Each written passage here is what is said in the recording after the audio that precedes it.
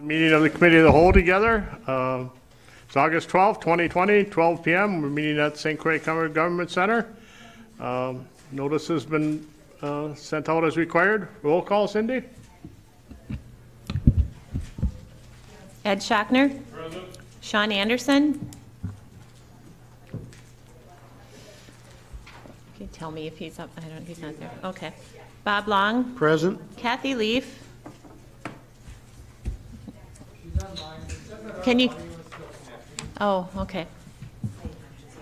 Kara Cook. She's online. Thank you. Tim Hall. Hold on. Paul Burning. Yep, gotcha. Present. Rick Otino. Oh, okay. Kara Cook. Present. Oh, it's catching up. Tim Hall. Present. Paul Burning. Okay. Rick Otino. Bob Fiedler. Dave Osnes. Scott Counter. Dan Hansen. Here. Scotty Yard. Present. Greg Telejohn. Here. David Peterson. Here. Paulette Anderson. Here. Judy Achterhoff. We can't hear them. Yeah, I can't hear him either. Okay. Judy's here. Yeah. Shelley Tom Schick. Is she there? Yep. I will put a chat message in the system because it looks like anybody from remote locations can hear them. And they'll pee.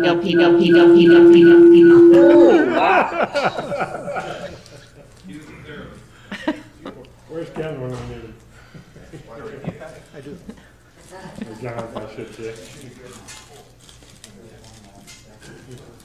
I just want to see. Oh, is that Rick Otino now?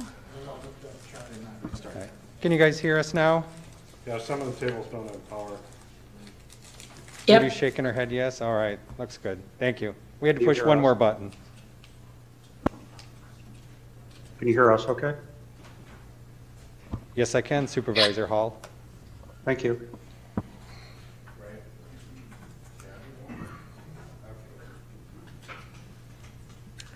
I have 15 present, 4 absent. You didn't call my name, Cindy. Did you get me? I did, and I see you. Yes. Okay. Not anymore. All right, thank you. Next item will be approval of minutes from Thursday, October 10th, 2019. Is there any additions or corrections? Seeing none, those will stand approved as printed. Public comment. Is there anybody here from the public that wishes to make a comment on items on or off the agenda? Is there anybody here from the public that wishes to make a comment? And we don't seem to have anybody here, so we'll just move on. Business items. Consideration of capital improvement projects 2021 to 2025. And I'll turn the mic over to Pat. Thank you, Mr. Vice Chairman and members of the board. The purpose of today's meeting is to review the 5-year capital improvement plan. This process started approximately 6-7 years ago. The county started implementing a capital improvement plan. At first it was a 2-year capital improvement plan, and then several years ago we revised the process, and now it is a 5-year capital improvement plan. Each year we meet as committee of the whole, and the staff reviews each of the capital improvement projects, and ultimately this will come in front of the county board as part of your 2021 budget deliberation and approval in November.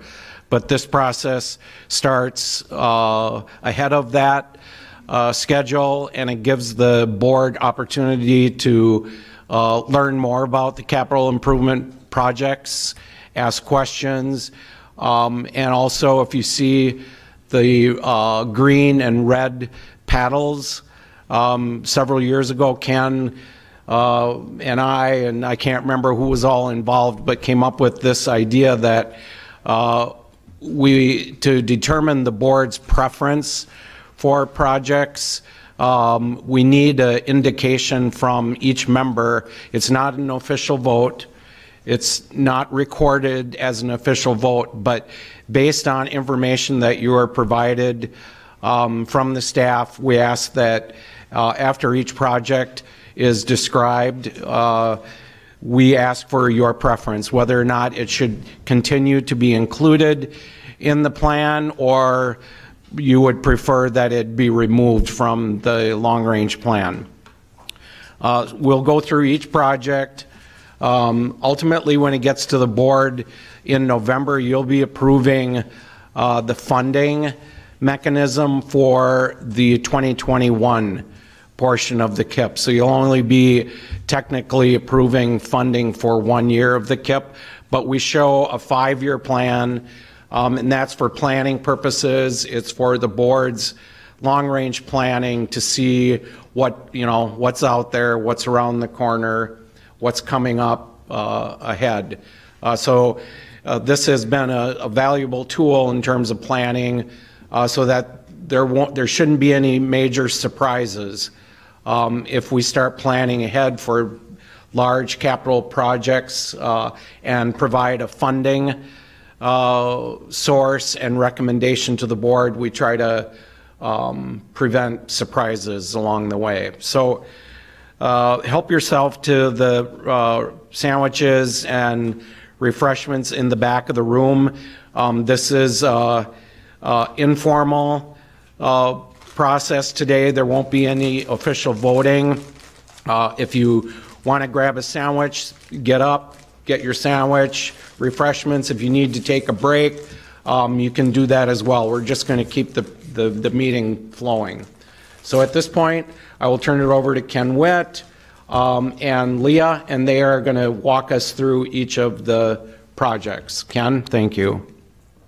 Thank you, Administrator Thompson, for the history and the background there. So again, the paddles. So after each project, there's 42 projects. If you can hold your paddle up, give me a thumbs up or a thumbs down if you don't like the project. That gives us sort of, a quick count rather than doing a voice vote on each of the 42 projects.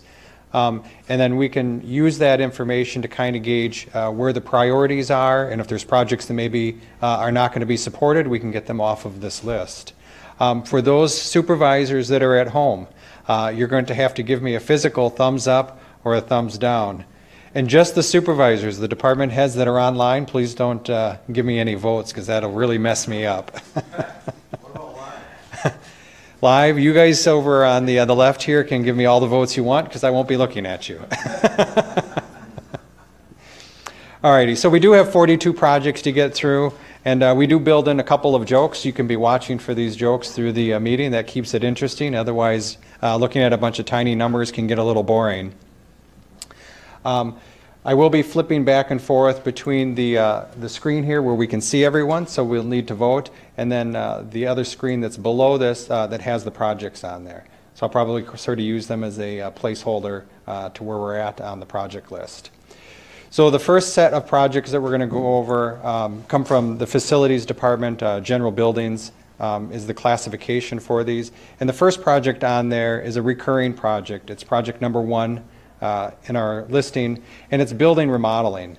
And so when we look at costs for maintaining the buildings, capital costs, so replacing the carpets, doing internal infrastructure change-outs, this is the mechanism we use for maintaining those capital items within the buildings. And as you can see, the numbers vary from year to year as the facilities director looks at his planning purposes for those buildings and what we're going to be doing with them. So the first project, do you guys want to continue to maintain the buildings that we have or not?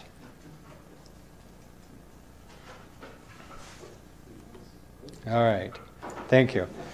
So that's an easy one to get us started on.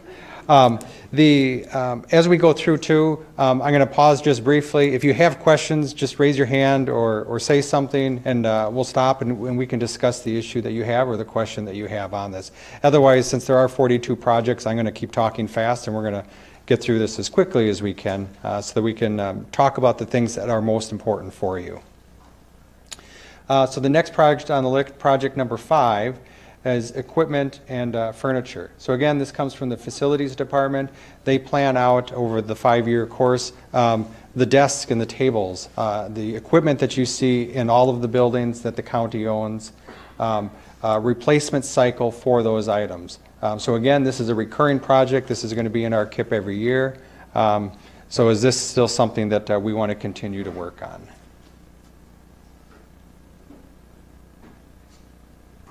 Okay, thank you. All right, so we're going to go down one more here now. We're getting some of the routine ones out of the way. So project number 6 here is a recurring project. It's HVAC equipment. So all of the county buildings that we own, the DD building, the health center campus, the service center, the government center, the highway facility, all of them have HVAC equipment. A lot of that equipment needs routine maintenance to it. The motors in there need to be replaced on a continuous cycle so that they don't break and then there's no air conditioning in this building and we can't operate out of the building. So we do a routine maintenance cycle on those, and this is the KIP budget that we use for maintaining that equipment. It is rather expensive, but this is what Jim tells me is needed in order to maintain this equipment and keep everything operating without downtime. So again, a recurring project, but how are we feeling about the recurring project of HVAC equipment? Thank you.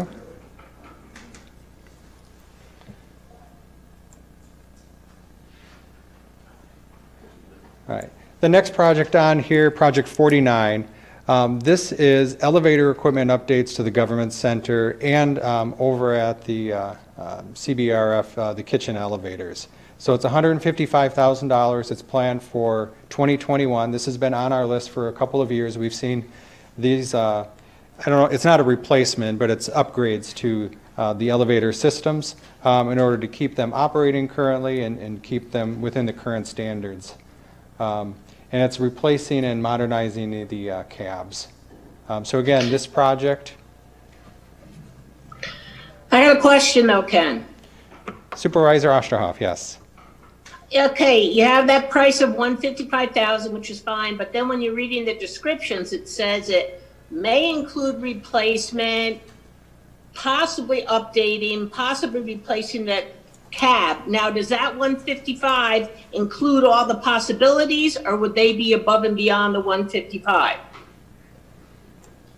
Yep, that's a good question, Supervisor Osterhoff. So I'm going to turn that over to Jim Ellsbury so that he'll be able to give you that answer. Thanks. Just when I thought I was going to get through this unscathed, Judy. So that is not including the cab. The cab is something we don't think we have to do, but the controls for the CBRF, for instance, we're not allowed to ride that elevator down to the lower levels. It's strictly for garbage now, so we roll the containers out there. Somebody takes the stairs down and gets them at the other end. So it's replacing those controls, bringing it up to there. The cab is intact. We don't see any reason to replace it, but that's in there. So there'll be some work. Go ahead. If you do replace it, you said that was above and beyond the 155? Correct. And I don't see any reason to replace it, though. If you do, how much is that? Any idea? No, and I don't want to just throw numbers out. The numbers we have right now would get the controls. It would get us up to modern standards as far as the elevator systems go with the NEC and so on and so forth. So I don't see any reason to replace the cab. There's some work that has to be done on the floor. We've kind of patched it in temporarily. Once this goes through, then we'll get in there and get her done. But for that elevator, I don't think it'll need to be done.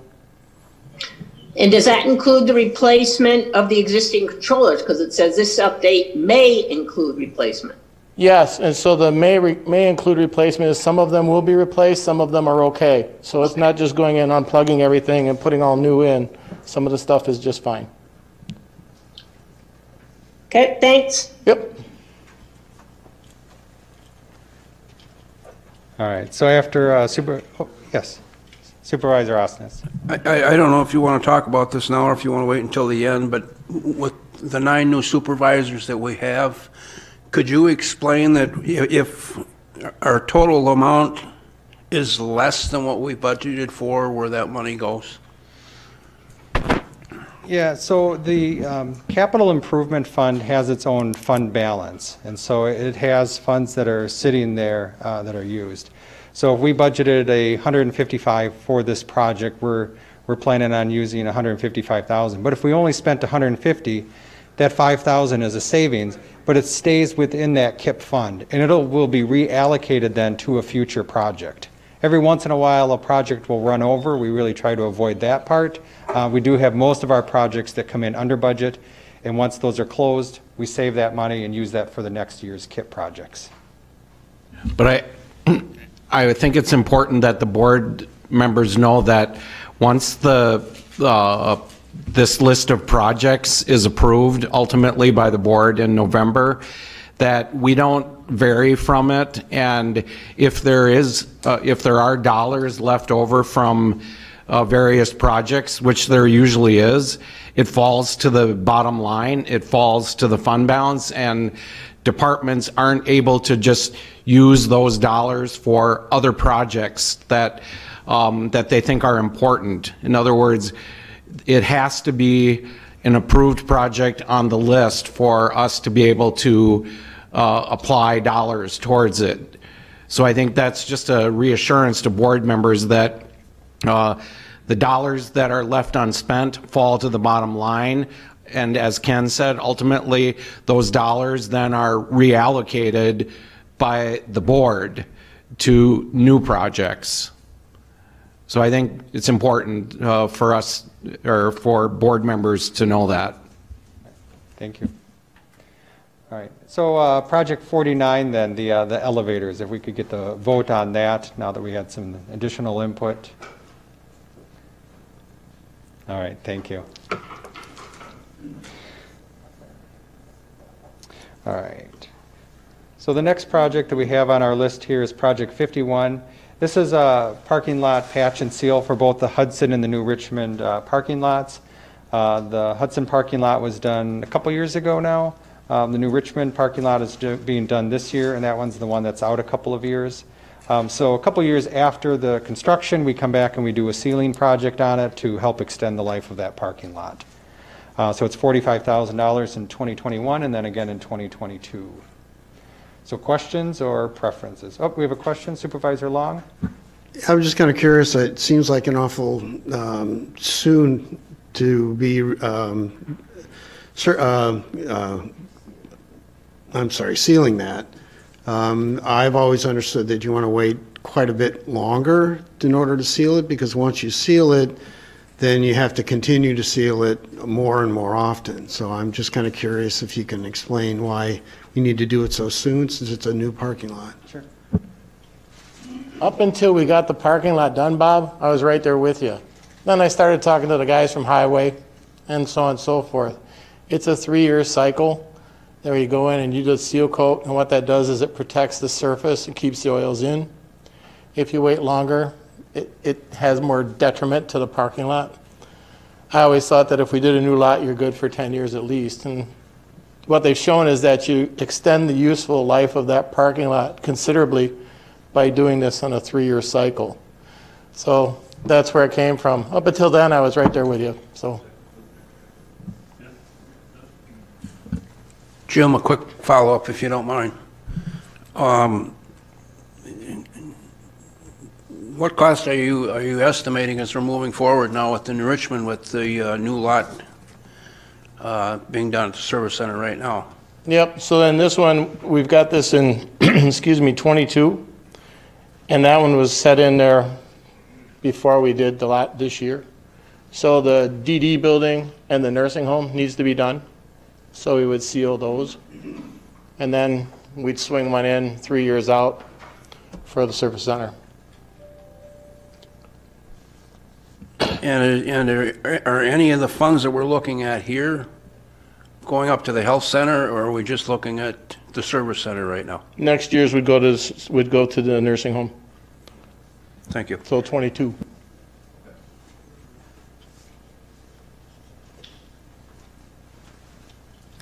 All right, so sealing of parking lots. Everyone excited about sealing of parking lots? All I have is thumbs up and thumbs down, not excited, but I'll take the green thumbs up as you're excited about it. Okay, so the next project on our list, Project 53, this is out in 2022. This is a new roof for the DD building. So the DD building is the building that's behind the healthcare campus that's in New Richmond. So the medical examiners out there, facilities has some space that they use, and the sheriff's department has some space in that building.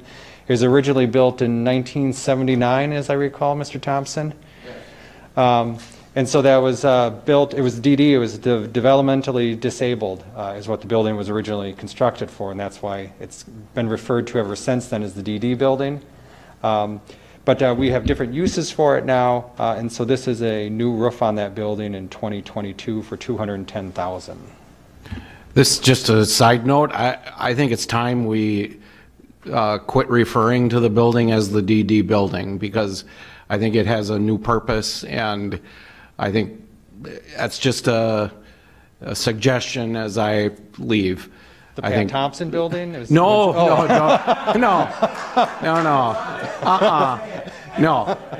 That's not what I'm suggesting. Thank you, Ken. But it houses the medical examiner's office, and maybe we start referring to it as that. Sure. So, but doesn't need my name on it. I have to wait till I die.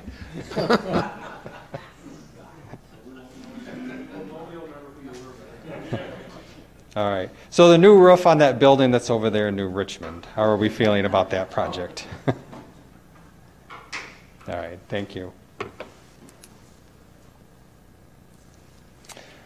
All right. The next project we have on our list is project number 60. This is building security. So it's $60,000. It's out in the year 2022.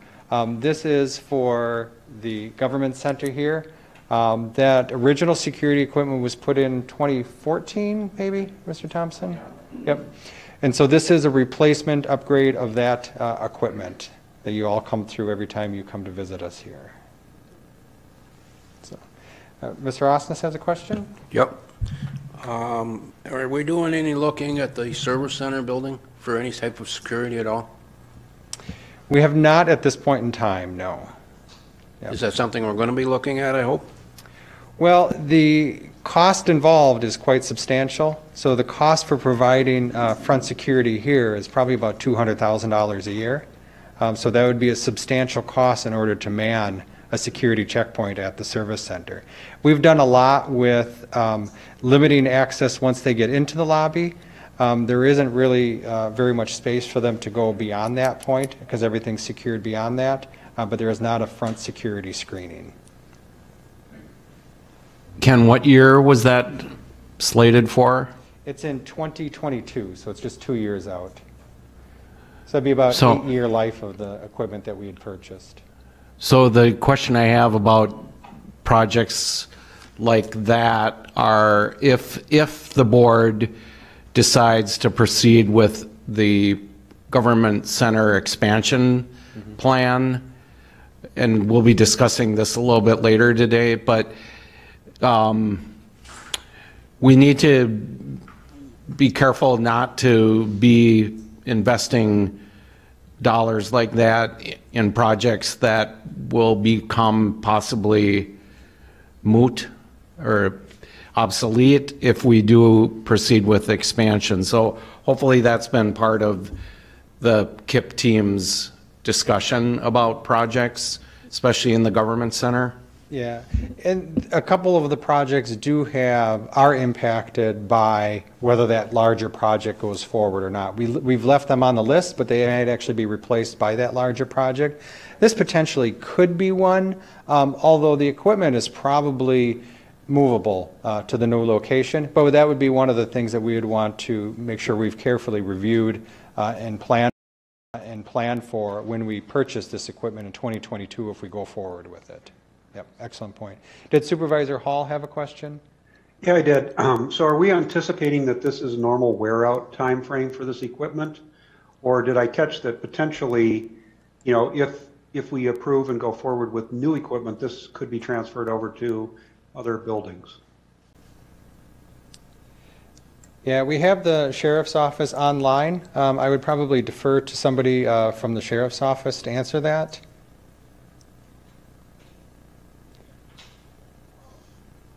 If they're paying attention downstairs, they can turn their mic on and stuff. There they go. Oh, there they are. I'm sorry, could you repeat the question, Supervisor? Yeah, sure. So my question was, are we anticipating that this equipment, this is the normal wear out or, halfway point in its life where it would start causing problems and that's why we're slating for replacement? Or is it an upgrade in capabilities?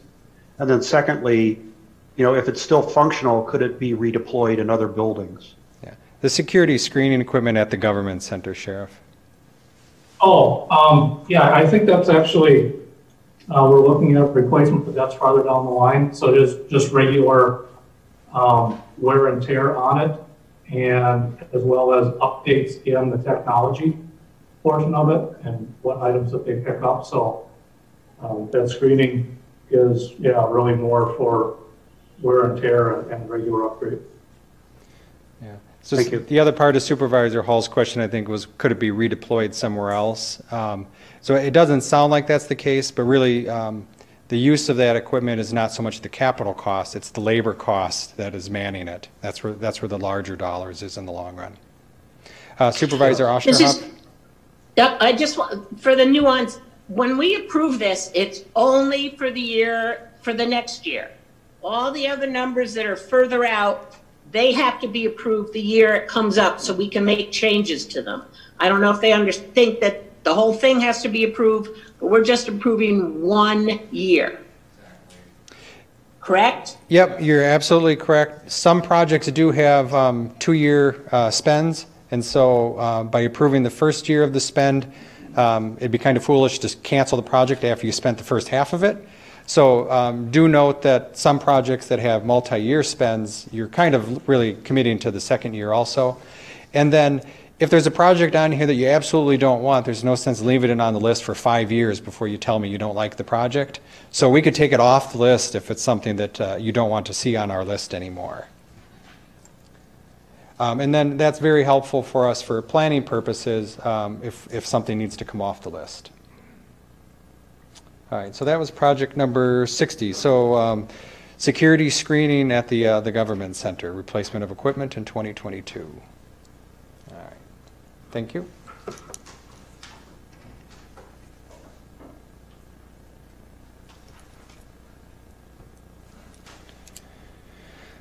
All right, our next project is upgrade, replace of video conferencing equipment.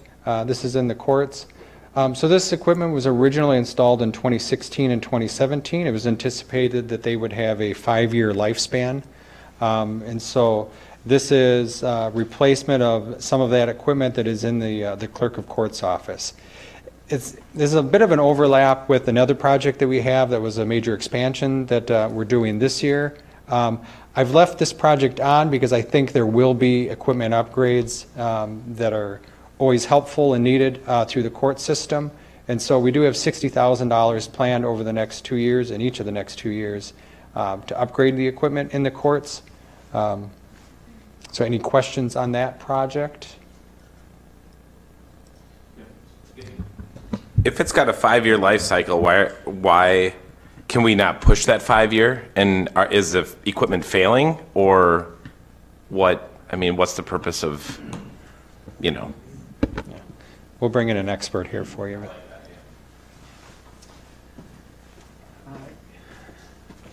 Yep, so we've got a $300,000 KIP project that's going on right now. We've got proposals for upgrading their audiovisual equipment in the courtrooms right now. We already see that we're going to exceed that amount because the equipment that we have in there as far as Crestrons and some of the other controllers and switching equipment that are in the courtrooms, their codecs aren't keeping up with the existing technology out there. Like with Zoom 2 weeks ago, they changed their encryption levels and now we have 2 polycoms that don't work and they're $10,000 each. So There may be a need to upgrade that equipment next year and the year after, because I don't think we're going to have all of the money in the $300,000 that we have to upgrade the 6 different courtrooms right now. So a question on Crestron, why do we roll with Crestron? It's more of a general question. That's what's built into the courtrooms right now, and the proposal from the vendor that we're using right now, Crestron is the preferred solution that they're proposing to us. So.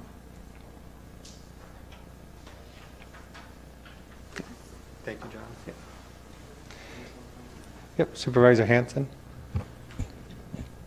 I have a feeling that the courts could be a sponge for AV. Is there a cap here? Is there a ceiling? Because I think they have an insatiable appetite, and I'd like to know where it's going to stop. I agree with you.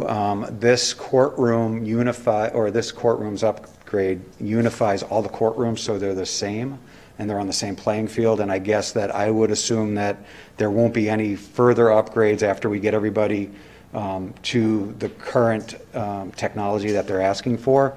I probably won't be seeing an upgrade here for at least 5 to 7 years, because unless we do the building There's upgrade. Another project on here coming up. Yeah, there is, yep. 5 to 7 years where, unless we add new courtrooms to the lower level of the government center when we do the building upgrade. And I'd just like to say that it would be a lot more palatable to have a big number handed to me and get behind it and feel like I'm part of something than given a little number every year and feel like I'm being jerked along. And I'll just use common language for that. I agree. I can attempt to get you a long-term number for them, but without knowing whether or not we're going to be doing an additional 2 or 4 courtrooms on the first level here. It's hard to know what that technology is going to look like and cost in 4 years versus 6 or 7 years. So there is some unknown there. I can get you some ballpark estimates though from the vendor. We're actually meeting with them on Friday again. So. Well, as far as my opinion goes, we should slow down our thinking on that. We should slow down our thinking on it. We may need to go to a referendum or something like that. All right, so we have $60,000 in the 2021 for replacement of some of the AV equipment in the courtrooms. If there's no further questions, how's the board feeling on these? All right, thank you.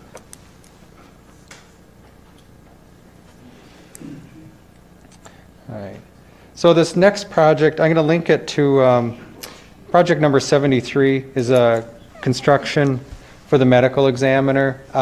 This is in the DD building or Pat Thompson building, however you would like to refer to it. The expansion is to accommodate the Lodox equipment, which is a couple of projects down. So if you look a couple of projects down, project number 87, there's $500,000 for the Lodox machine. So that Lodox machine is the medical examiner's scanner. So they put a body in, they can scan the body, they can determine cause of death by reading the scan and avoid an autopsy in some cases. And so it's one of the cost-saving measures that the medical examiner has proposed in order to reduce the number of total autopsies that we do. There is a grant that's tied to this that we would be applying for. There would be a $250,000 potential grant is what the medical examiner thinks that she would be able to get.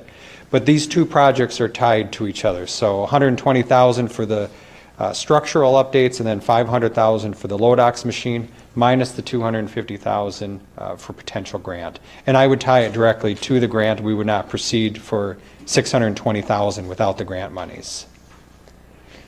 Questions in the back there? Supervisor Burning or Supervisor Long? He's deferring to you. Okay.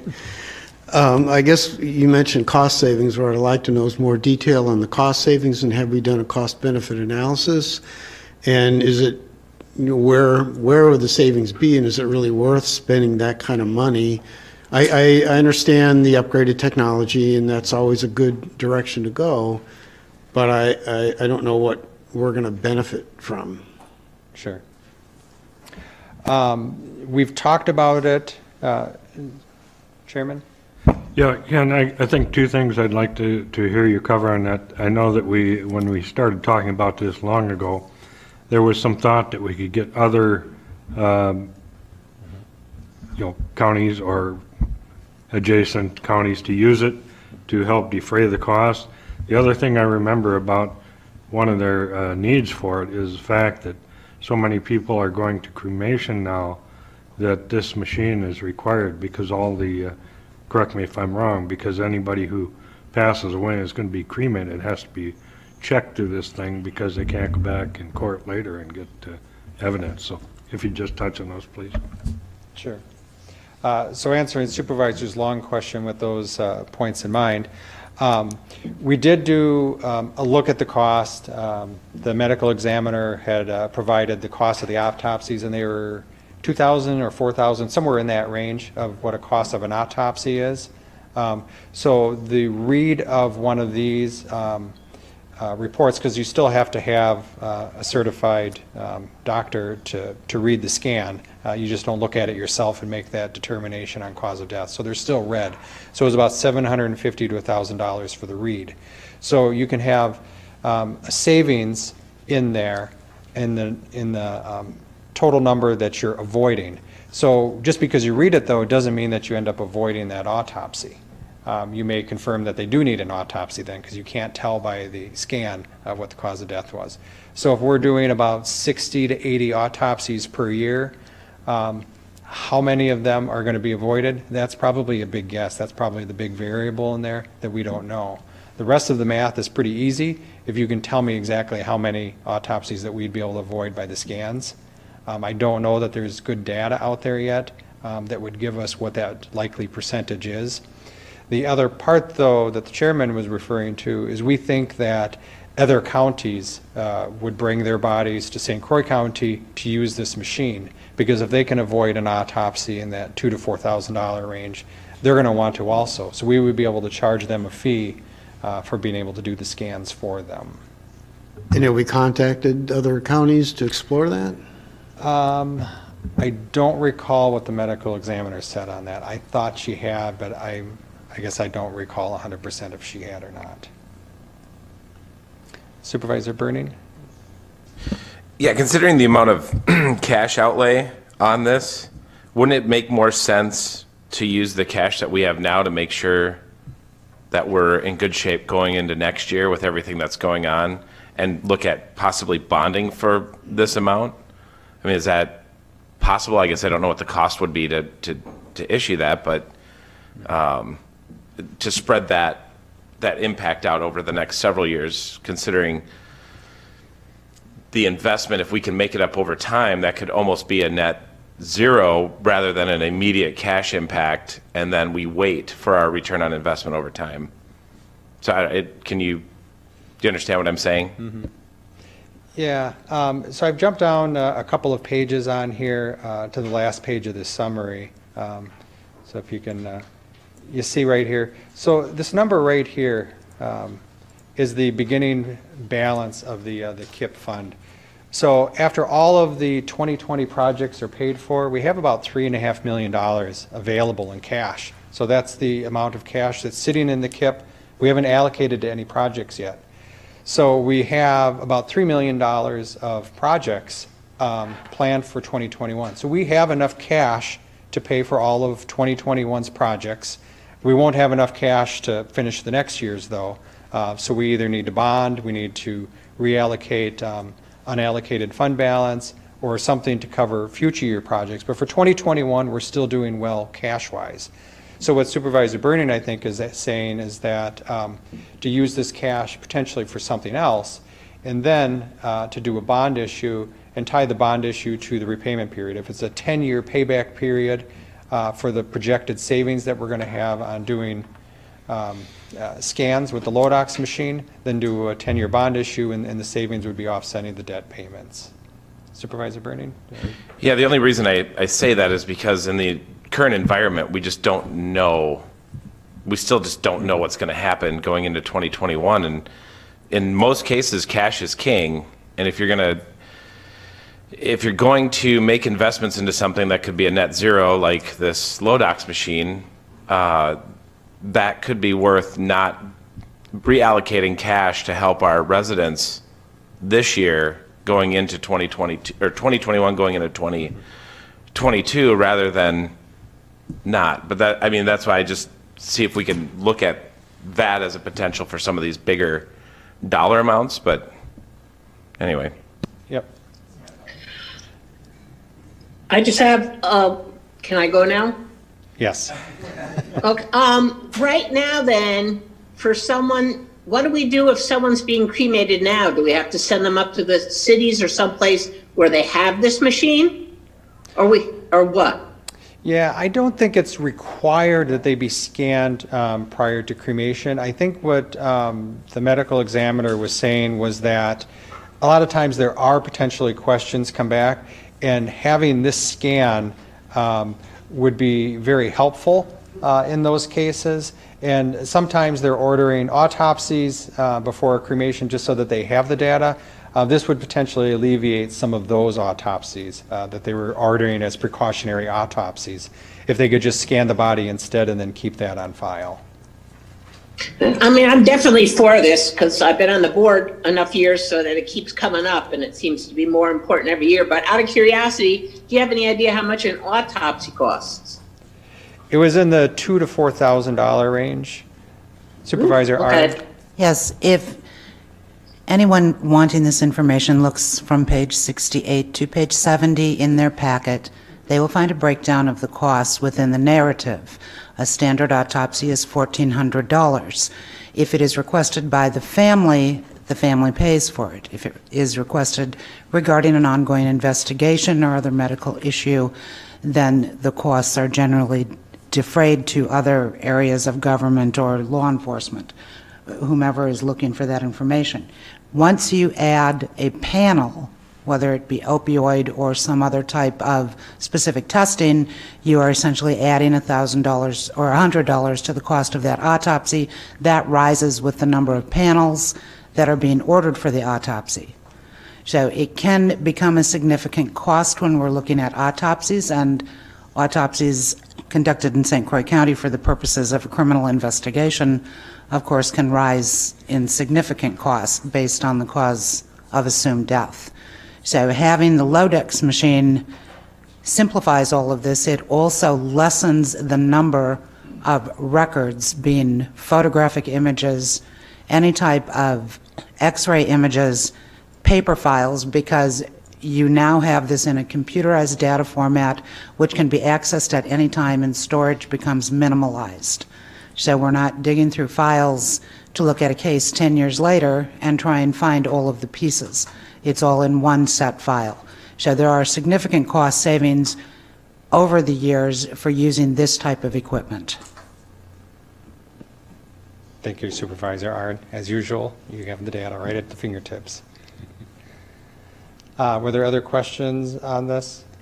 The one comment for Supervisor Hall, go ahead.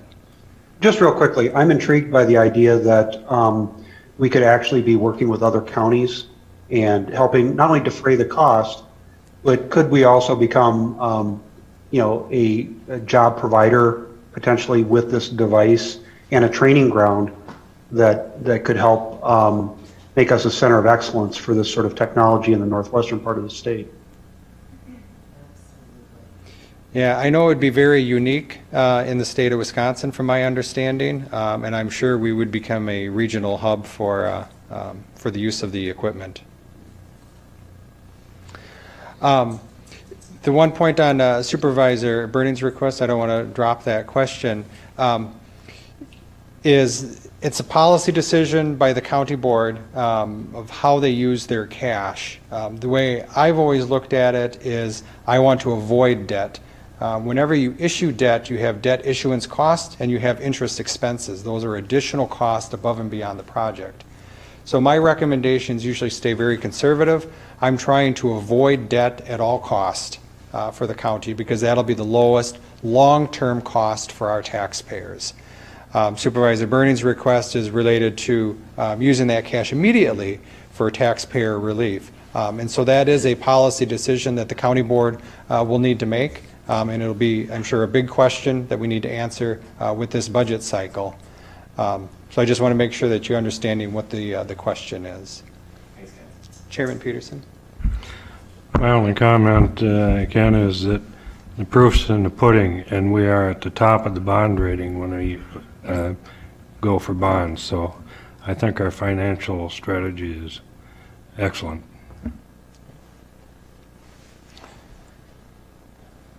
All right, so we're going to jump back.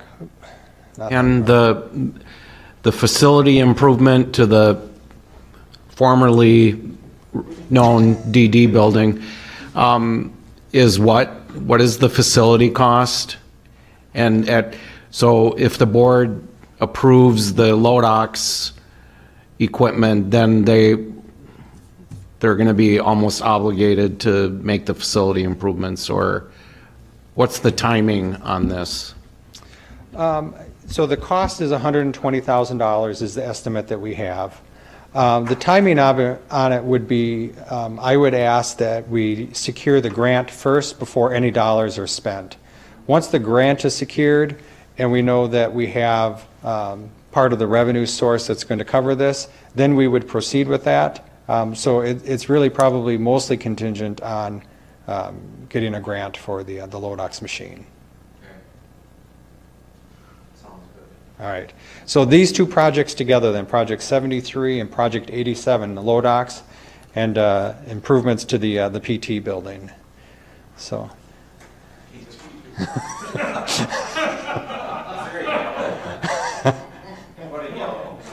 Yep, got it.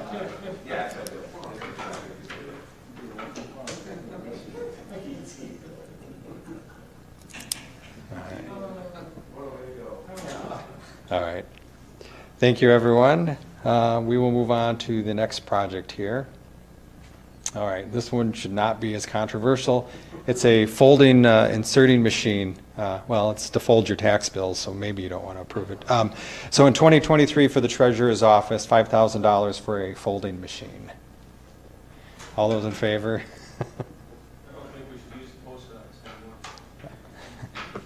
All righty. All right, the next project, Project 85, $300,000. It's out in the year 2023. This is for the service center in New Richmond. It's a replacement of their emergency generator. $300,000.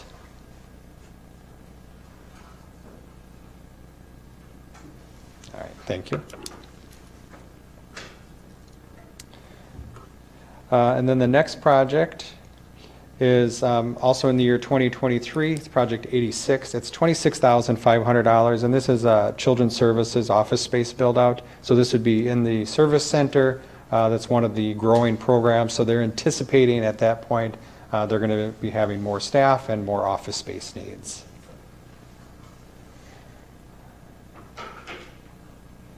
Okay, thank you. Is that CCS, Ken? No, this is the Children's Services specifically. Oh, so that would be county dollars, not... It would be, yep. Yeah, okay. All right. All right, one more before the big project. So in 25, the PT building is going to need a new parking lot. So Project 95 is $350,000 out in the year 2025 for replacement. So kind of as a historical note on our parking lots, when I first started here, parking lots had been put off for a long time. So we spent $600,000. We redid the government center parking lot a few years back. We redid the health center campus parking lot with that project. We're redoing the service center parking lot right now. It's under construction. And then the DD building parking lot would be the next one, and pretty much the last one, because the highway sort of got a new parking lot too with their whole new building. So parking lots would be finished then for this time around with this 2025 project. So questions on that? If not, how does everyone feel about parking lot? Very good, thank you everyone. Okay, so we brought this, the big presentation of the Government Center Edition to the full county board. We gave you the whole PowerPoint slideshow on that. We went through that. The elevator speech on this, the 30-second version, is the project is built into 4 sections. There's 4 phases to the project. Phase 1 of the project, and these phases are standalone. They can be done independent of each other, but they should be done sequentially. So phase 1 is the construction of a storage facility building at the government center site here. So that would be a building built out where the impound lot sits now, and it would be the development of additional parking areas, which is the wooded area across from the sheriff's office. So that part of the development stages us for the future developments. So the important thing to point out, that's about $3.6 million for phase 1. The important thing to point out is that there's money in the 2021 budget to start the design of that. And so if we would design that building in 2021, and then we would start construction in the spring of 2022. So I don't want you to spend $175,000 designing something that you're not going to want to build in 2022. Based upon the size of that dollar amount, I showed you we had enough money to get through 2021. We won't have enough money to get through 2022. I'll be recommending at the bottom of this a $3 million bond issue in 2022, and it's related to this project. This is, a $3.6 million project. We're going to have to borrow for at least part of it. Unless we end up with, a really good year in 2020, as we had in 2019, and we have extra surplus, and we move that surplus into the KIP. We could potentially avoid that $3 million bond issue, but there's a lot of variables. I can't promise you that right now. So just know that approving the phase 1 of this project now, we would start spending money in 2021 on it. Phases 2, 3, and 4 then, phase 2 is really the biggest piece of it. It's $60 million, and it is the expansion of the government center building, and then we move everyone from the first floor basically into the expansion, and then we remodel this floor of the building. This right here would become a courtroom. And so it would be construction, moving, remodeling over a 2-year period. $60 million, that's phase 2. Phase 3 of the project is expansion of the jail. And so it would be the construction of additional pod, allowing for additional beds.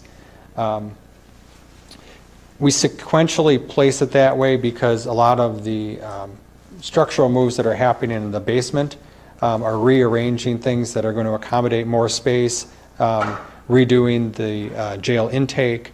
So that preps that for the jail expansion part of the project. That's phase 3. That'd be about $27 million. And then phase 4, which actually falls off of this, it's out further than 5 years, would be an addition onto the service center.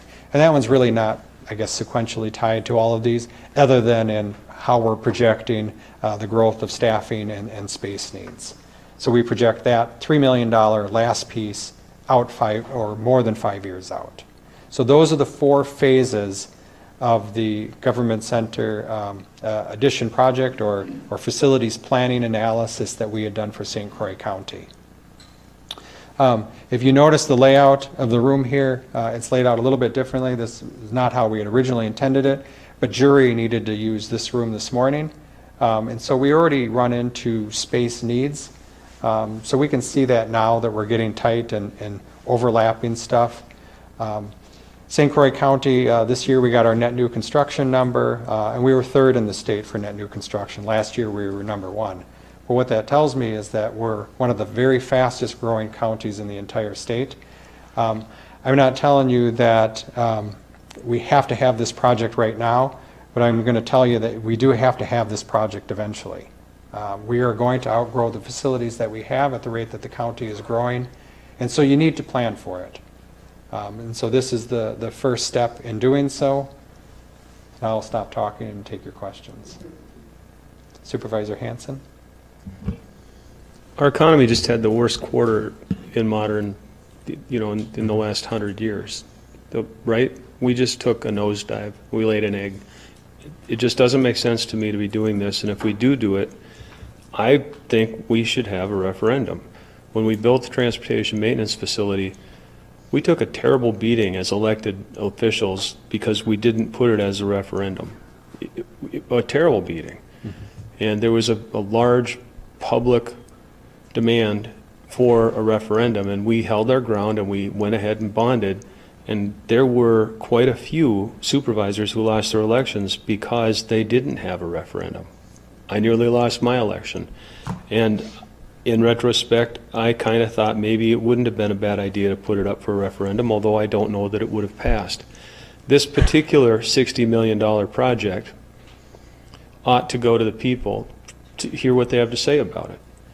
People are suffering economically, people are on the edge and worried about the future, and I think it would send a really bad message to the citizens of the county. Even though the county's in pretty good shape right now, we don't know what's coming around the corner. I think it would be really irresponsible to pursue this at this moment. Maybe in 2022, things will be looking a lot better, and we should go ahead and then take the emergency brake off of the project and get it rolling again. But right now, by golly, I think we should just go ahead and slow it down. That's my opinion, and I'd appreciate it if you'd consider it. Supervisor Long? Yeah, can you talk a little bit more about the impact of delaying it, say, for a year, as Supervisor Hanson suggested? I'm not, convinced one way or the other. Well, I think long-term we're going to need it, but given all the economic uncertainty, it may make sense to delay. So what would the impact be of delaying? Sure. I think they have an inflationary factor built in for every year that you delay the project of 3 to 5% range. And so that's the cost of delaying it, is that the future construction costs are more than the current construction cost. The interest rates are very favorable right now. I don't know, we really wouldn't be bonding for this for a couple of years out, so I don't know what the interest rates would be a couple of years out, but really the interest rates are the best right now. Now's the time to go all in. And then, it has an impact on the taxpayers. I did do a little bit of math, and I've talked with our financial advisor about that, of what that cost looks like. So it's a lot of money. I mean, there's no way around this project. I mean, all 4 phases together are $93 million. That's a lot of money, no matter who you are. But it's feasible when you look at the impact down to the individual taxpayer. And I can share a little bit of that with you if you like. We looked at, we're currently paying about $6 million a year in debt payments. So that's our mortgage payment every year, is $6 million. This project, fully done at the peak, would raise our debt to $9.5 million. So that's a 60% increase. That's a big number. That's $3.5 million a year. It increases the tax levy rate, which is 54 cents per $1,000 right now just to pay for debt. It would increase it up to 85 cents. So again, you're seeing that same roughly 60% increase. That's on the current level of equalized value, though. The county grew last year at 8%, so the value is growing faster than what that rate is. So that rate would be lower as the value increases. But just measuring it against today so you can see what that cost is. That cost then, if you looked at an average house of a $250,000 house, comes out to $77.50. So that's the cost for an average household, $77.50 over the 20-year life of the loan, so about $1,500 for the average household for this entire construction.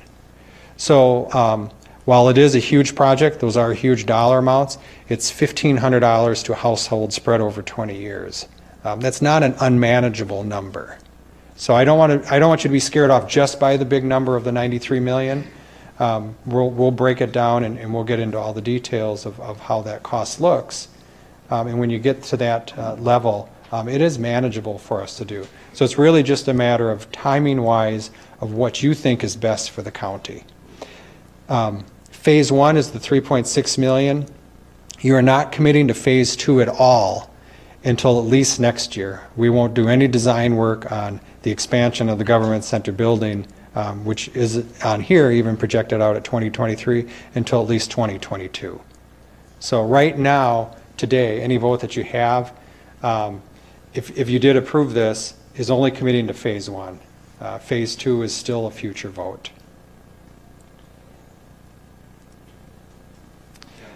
Yep, so we got lots of questions. I'll go with the chairman first, since he's the chairman.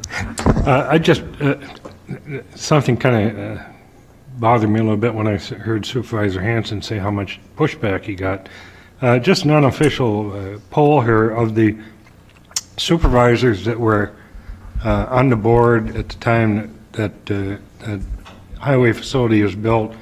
I, for one, maybe got a few questions a little bit, but never the concerns that Supervisor Hanson had on the bonding and why we didn't put it to a referendum. I do recall way back in one of our county board meetings, somebody brought up the point that there are certain areas when we are voted in to make decisions, not to go out for a referendum and everything. So all that said, maybe if you don't mind, I'd like just a show of hands of supervisors who were on the board, got that kind of pushback and concern from their constituents. How many did get that? And how many did not? So, enough said. Thank you, and you can continue. Sorry. All right. I'm going to jump online to Supervisor Tom Schick. She had raised her hand also. Thank you. I'd have to agree with Supervisor Hanson. This is a huge sum of money, and as you mentioned, Ken, it doesn't make sense to go ahead with the one phase if we're not committing to the rest of it. So, or to draw up plans and spend that money without then following through with it. That is a large amount of money, and certainly even spread out among the years that we're talking about it needs to go to the community so they can say, hey, this is what's going on, and whether they have the buy-in for that. It's not just the money issue, but all of the projects that entail what makes up that 93 million, I think that needs to go. Rather than parse it out each year, if somebody knew that the total was this amount for all of these years, then it would be much more concerning than to say, oh, it's 175 this year, but, or this coming next year. But again, like you said, we don't need to spend that if we're not committing to it. So I think we need to have an idea of what everyone else is thinking about these massive projects. Supervisor Anderson? So I have a few things. One, I acknowledge that over the 20-year period hopefully would have continued growth, which would steadily lower the cost on the average household. Where else was I going? Oh, has there been any preliminary studies or evidence from any department heads on levels of staff that don't need a permanent office or desk location at the government center? Yeah, when this project was studied, we were looking at primarily all staff in the building. There has been talk, post-COVID here about how that may be changing in the future. So that's a valid point, something that would come back and reanalyzed as we look at the phase 2 part of the project to see if that space is still the space that we need.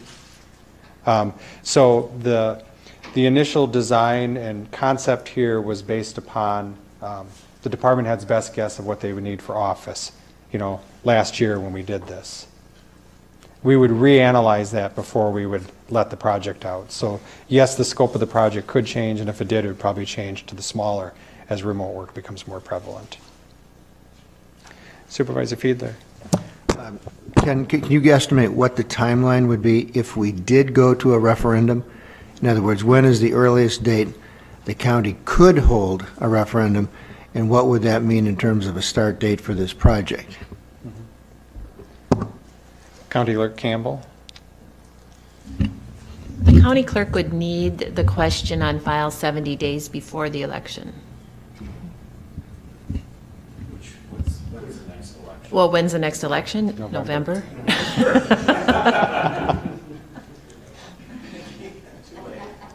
Yeah, so we're probably not making that one. I mean, we could make one of the spring ballots, though, with the referendum question. Really, and maybe we need to split this into separate lines with phase 1, phase 2, 3, and 4, because they are independent of each other. We have a need, the facilities director would come up here and tell you, we have a need now for storage space, and the sheriff would tell you that, you know, the impound lot that he has that's outdoors, he'd much prefer to have it indoors. That space provides us, though, staging, though, for phase 2 also. That's why it's important to do that phase ahead of time. So just because it is phase 1 of the project doesn't mean there isn't a need for the facility in and of itself. So I mean, maybe we could take a look at that independently and then go to referendum on the phase 2, the big $60 million piece of it.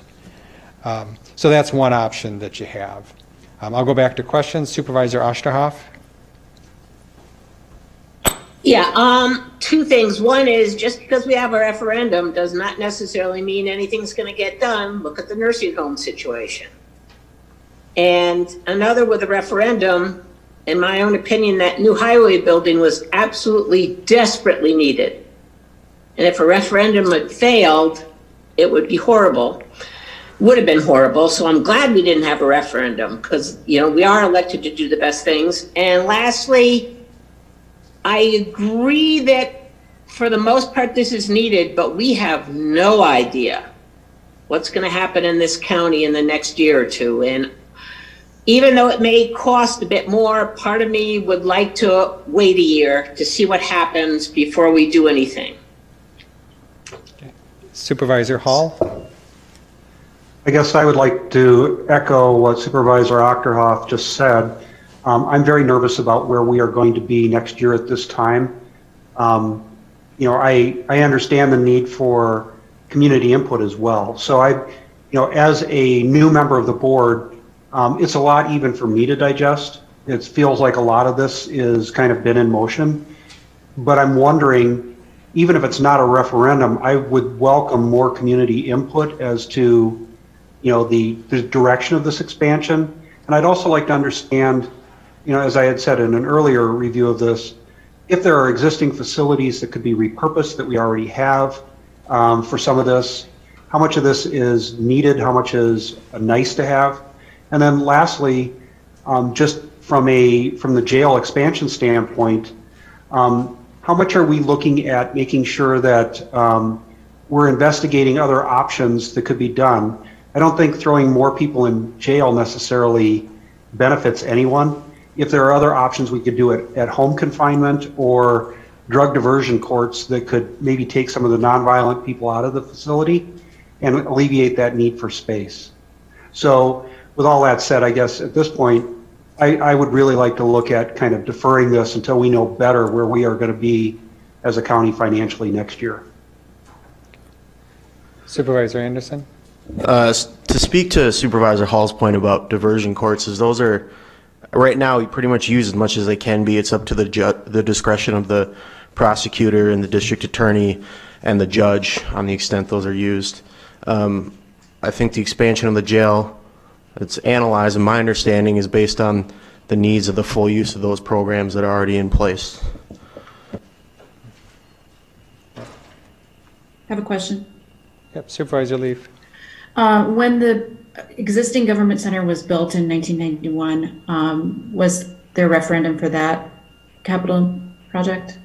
I'm just wondering if the communities, I mean, I know they're used to obviously big money for school referendums, but I agree with what's been said that we're in this space. Remember when we used to look ahead to 2020 with fresh hope when it was 2019?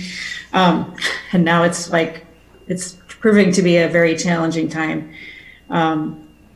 So I know that these are very needed, but I also want us to be cautious. But I guess the original question is, was there a referendum for the original building? No, it doesn't appear there was. Okay. Supervisor Hanson.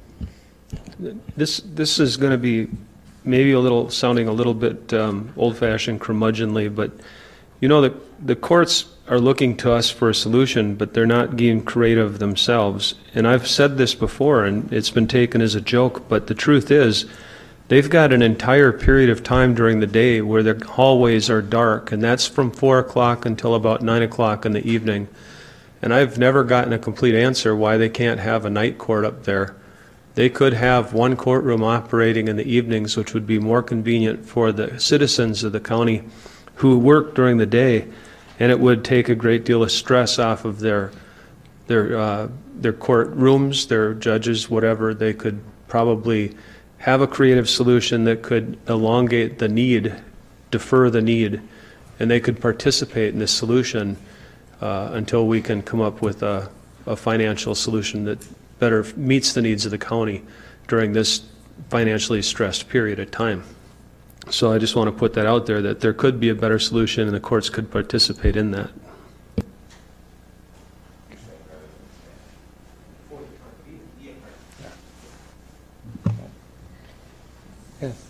I got a question. I guess I'm a little confused. If we went along with phase one, why do we have to follow immediately with phase two? Can't we have a gap in between, like a couple years? Or Yes, absolutely, you can.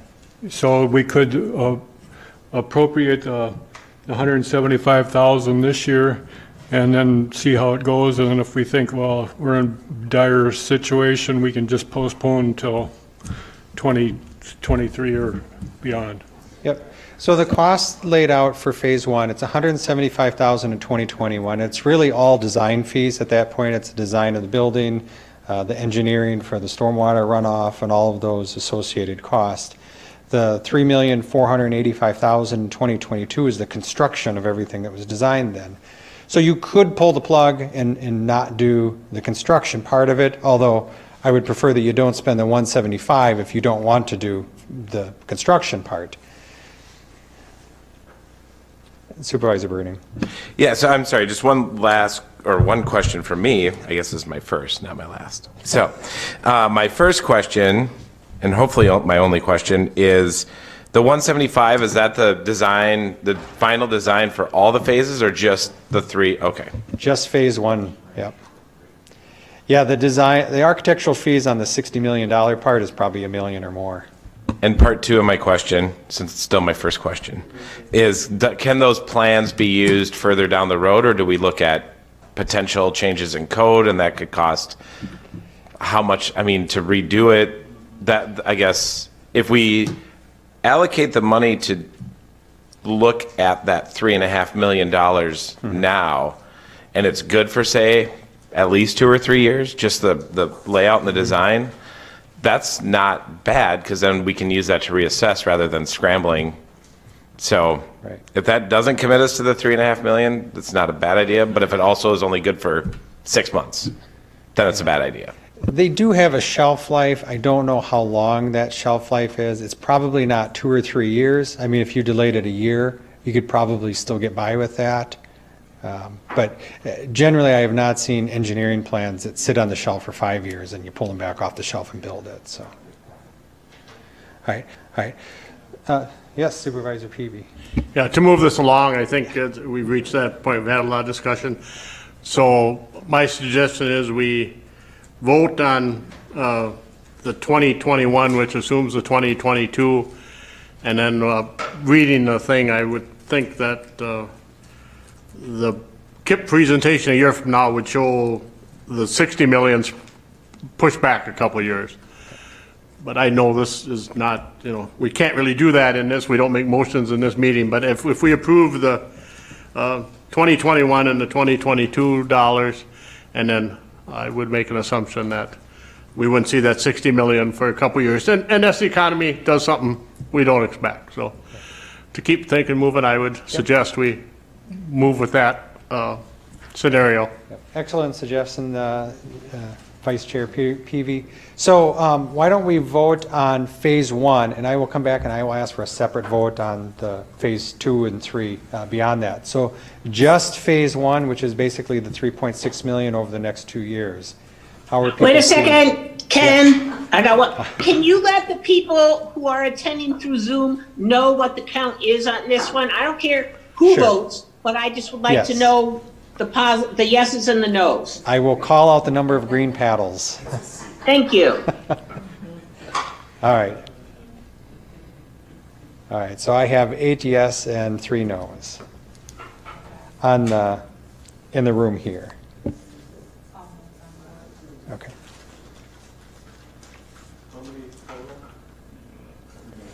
Yep. And then there was 3, 4 online. So, nope, there's only 4 online right now. Kara dropped off. So it's 8-7 was the vote. So that's one then gives us pause, and we will reevaluate that. Now on the phase 2 and really phase 3, in the year that we have it slated now for 2023, what are we thinking on that? Or Supervisor Peavy, did you have a question? Yeah, that's what I was going to suggest. We'll take a 5-minute break.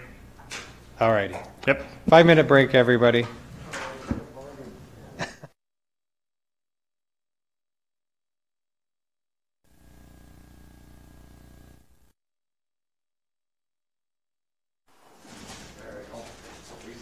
All right, Kent, you're back on. All right. Thank you, Vice Chair Peavy. So we're back at it. So where we left off was we were going to vote on the $60 million project. So phase 2 and really on of that project is, the question I have for you is not, are we going to do it? It's really in 2023. Do you want me to leave it there in that year for right now? Because we're not committing to anything to spend today. Or do you want to see it pushed further out? Or do you want to see a referendum on it? I guess there's 3 parts to that question. You only have a 2-sided paddle. But what are your thoughts on the bigger part of this government center project and where it's placed in the year 2023? Ken, there's no harm in leaving it in 2023. The board's going to revisit this in a year. Correct. And so there's no harm. I think the plan is a plan. It's subject to further board review, community input. I don't see any harm with leaving it where it is. And, you know, the board's going to get another crack at this next year. Yep, they do. Every year we bring this back, so. All right. So if everyone's okay, we'll leave it on there right now for where it's at. And I'm not spending the $30 million right now. I promise. All right. So to alleviate your boredom a little bit with hearing me drone on and on, we'll bring Leah. She's the Assistant Finance Director. We'll bring her up so that she can drone on and on for a little while at you.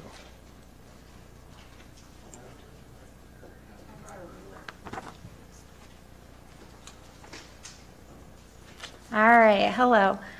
So I will go over the next section of the IT projects for the next couple of years. If you have any questions, just raise your hand. So the first project, project 2, this is a reoccurring project for IT. This is for them to update with new technology throughout the next 5 years. The exact items of these the exact items to be replaced are not known at this time due to what's going to need replacing throughout the course of the next couple of years. And so you'll see there's there's 150,000 in 2021 and then about 75 every year after, and then again jumps up to 150,000 in 2025. Are there any questions on the IT recurring projects? Supervisor Long. I'm just kind of curious, what's the difference between IT projects and equipment that are part of the KIP and part of the operating budget? How do you make that distinction? Yep, great question. So we, in our operating budget, we have about $150,000 that we put in there for some replacements of all our workstations, all our laptops, the Surface devices that we provide to you guys. Telephone equipment, all typically end user stuff. And then we also have some budgeted items in there for some server replacements, some small network switch replacements. The pieces that we do in the KIP that come up every year for different things are projects that are good for everybody at the government center or everybody at the services center. They're technology projects related to network infrastructure. So we replaced, last year we replaced the, in 2020, we're replacing the government center core switch, which feeds all of the network for the entire government center building. And that's a $35,000 project. We're replacing the phone infrastructure for the entire county this year, which is a $36,000 project. And that modernizes our phone system. The last time that was upgraded was in 2008 and 2009. And then the other piece that we did, we spent $85,000 on data storage because our storage system was 5 years old and was no longer warrantyable through the vendor.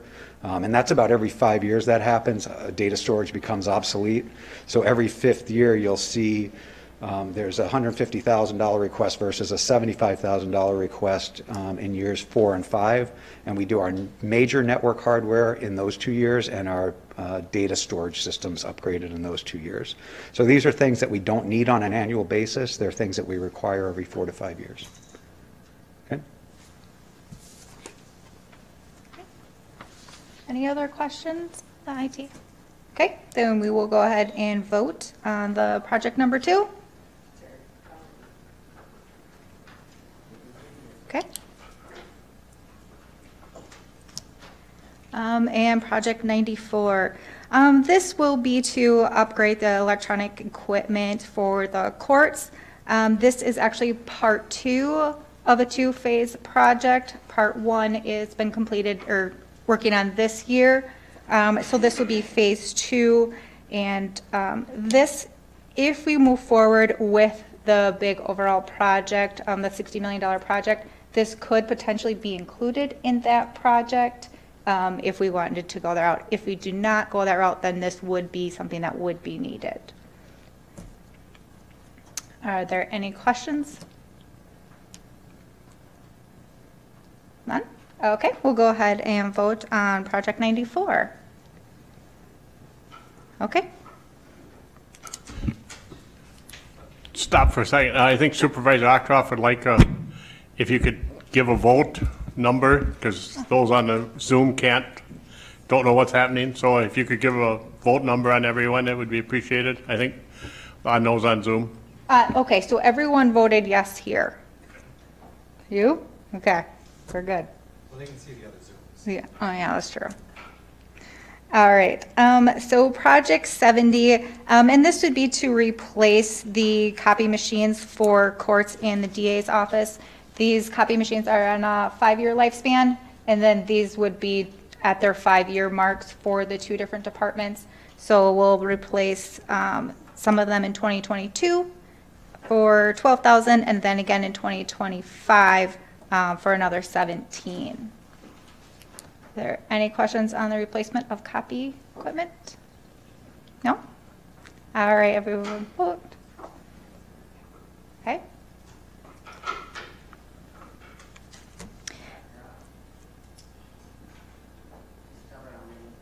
Oh, 12. Yes. And then we'll move on to the projects for HHS. So project 57. This one would be for $6,000 in 2021 and another $6,000 in 2022. And this will be to replace the commercial stove ovens for the senior center kitchen upgrades. One will be replaced, Woodville will be replaced in 21, and then Deer Parks will be replaced in 2022. Any questions? Okay, we'll go ahead and vote. Okay. I have 12 voting yes. Okay. And then we'll move on to project 90. This will be to finish up the 3 office spaces built out at the Human Services Building. There were 2 that are being completed this year, and this would be the final one to be completed out of the 3. So that'll be $8,600 next year in order to early voters here. No questions, I take it. All right, that's all 12. All right, and for project 91, this would be to replace the patient lifts over at the healthcare center, and this will be 2 of them in 2021. They did get a couple this year as well. Any questions? Okay. All yes. Moving along to 92. This will be to replace the dishwashers that are having high cost replacements. over in the healthcare center.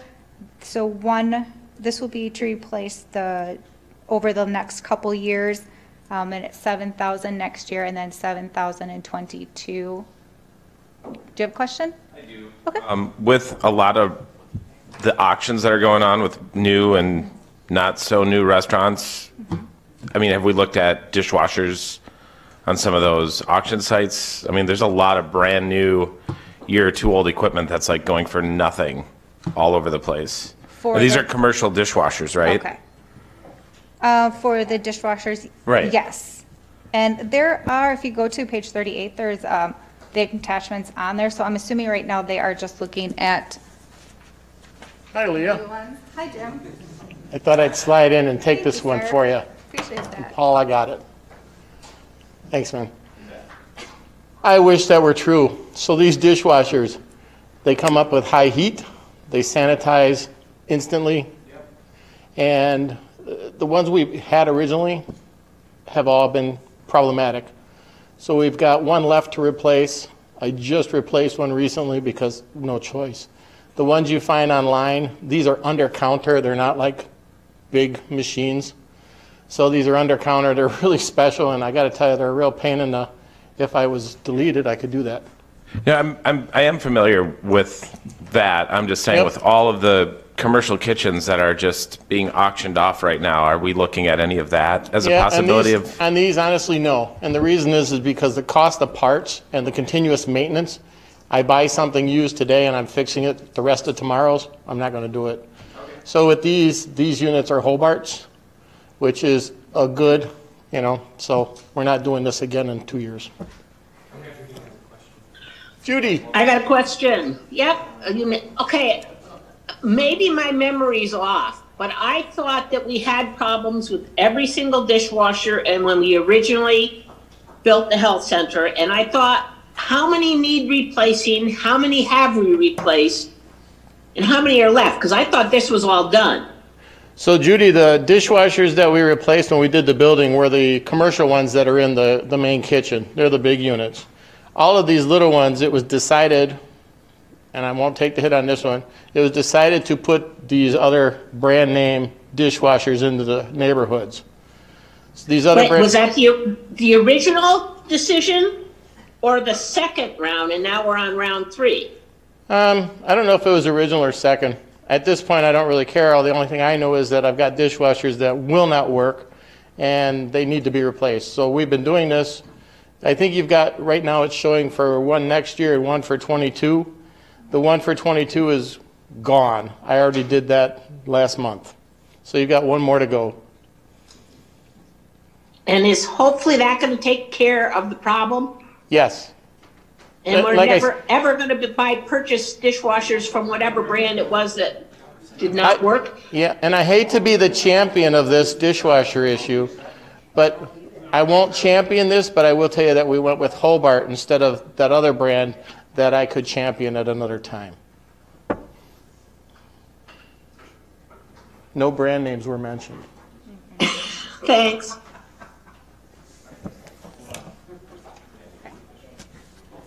Okay, voting. Okay, all yes. When you're counting the votes, can you remember that there are people on Zoom? You keep talking about 11 or 12, and you seem to forget about us. Oh, no, they all voted yes. Oh, I'm only saying the ones that are here because you guys should be able to see each other on Zoom. Nope, we can't. Can't see who each other's voting for, so my instructor They can see. But that's why she's reading out. The people here are 12, and then they can see. We're actually counting separately. I'm counting the screen. Mhm. Lee and I are alternating. The person at the podium counts the room, and then I count the screen, and we'll do math later. She wants to know. She wants to know if the vote. Yeah, Supervisor Ockroft would like to know. Yeah, as it happened. So you two are going to have to coordinate on your Zoom and your in-person and get us a number every time. Every time? Okay. All right, so we'll move on. So I had 12. What did you have? Okay. Everybody voted yes on the dishwashers. Okay, moving along. Project 96. This is for the service center speakers. So originally that was a grocery store, so over at the service center, and the speakers that were put in are the original speakers from when it was a grocery store. They are looking to upgrade that speaker system so that they are allowed to make overhead announcements for emergency type situations. Right now, the speakers do not go into all of the rooms and not everybody can hear because of the different layout of the building as it currently is. So they are looking to upgrade that speaker system. That would be $20,000 for 2021. Are there any questions on the upgrade to the speaker system, the services center? These were the original speakers, like clean up on aisle 6? Yes, sir. Clean up on aisle 6. Yes. Okay, we'll go and vote. Okay. That is unanimous. Well, this was fun. I will turn this back over to Ken.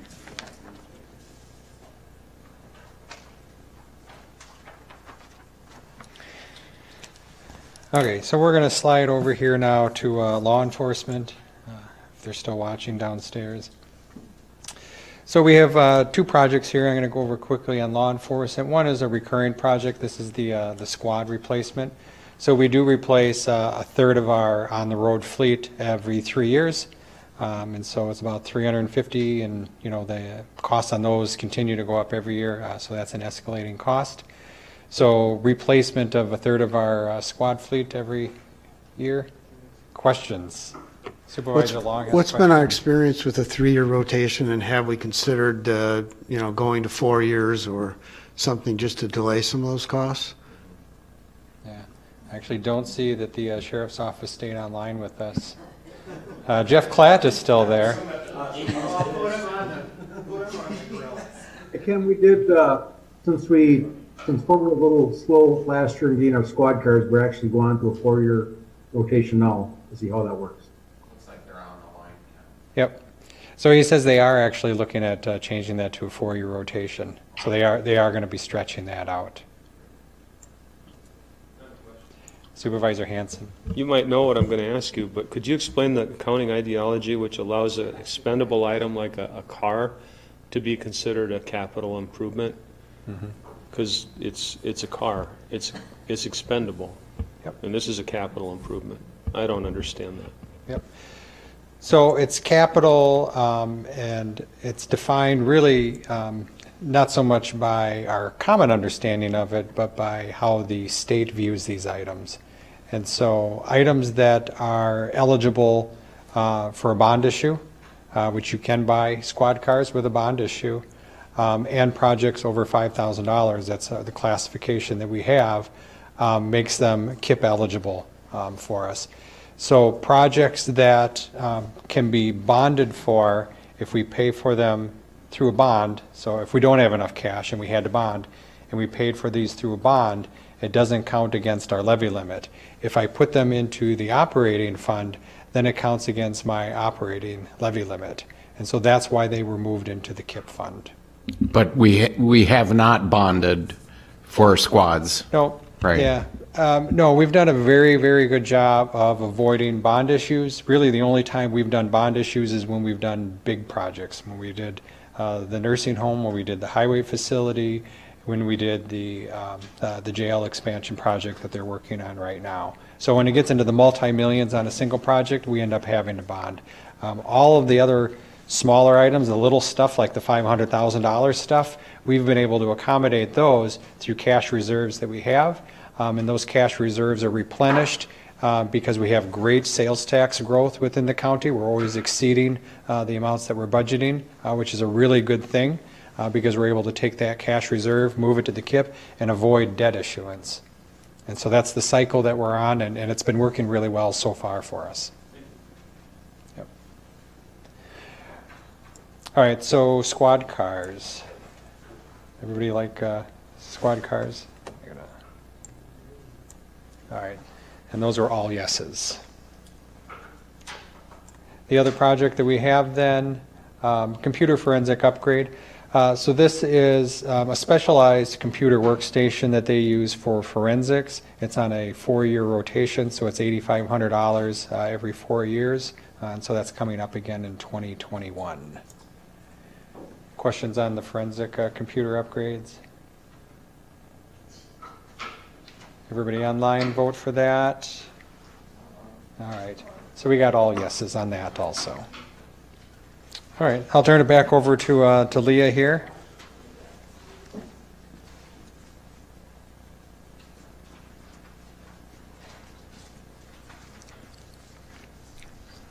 Okay, so I will take the corrections project, and this one will start until 2025. So we got a couple years out on that one, and that is to replace 2 washers, 2 dryers, and a bread mixer.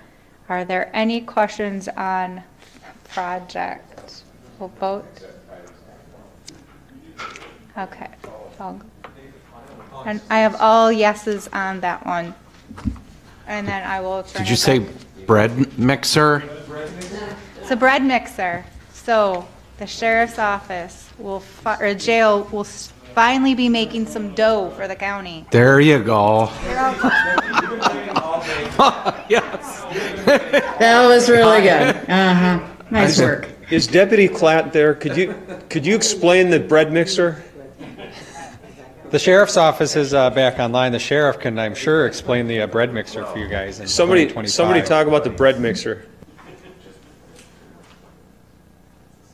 Well, the bread mixer is just that, making bread in the jail. It's I did not believe how much these had cost either until I also went online looking.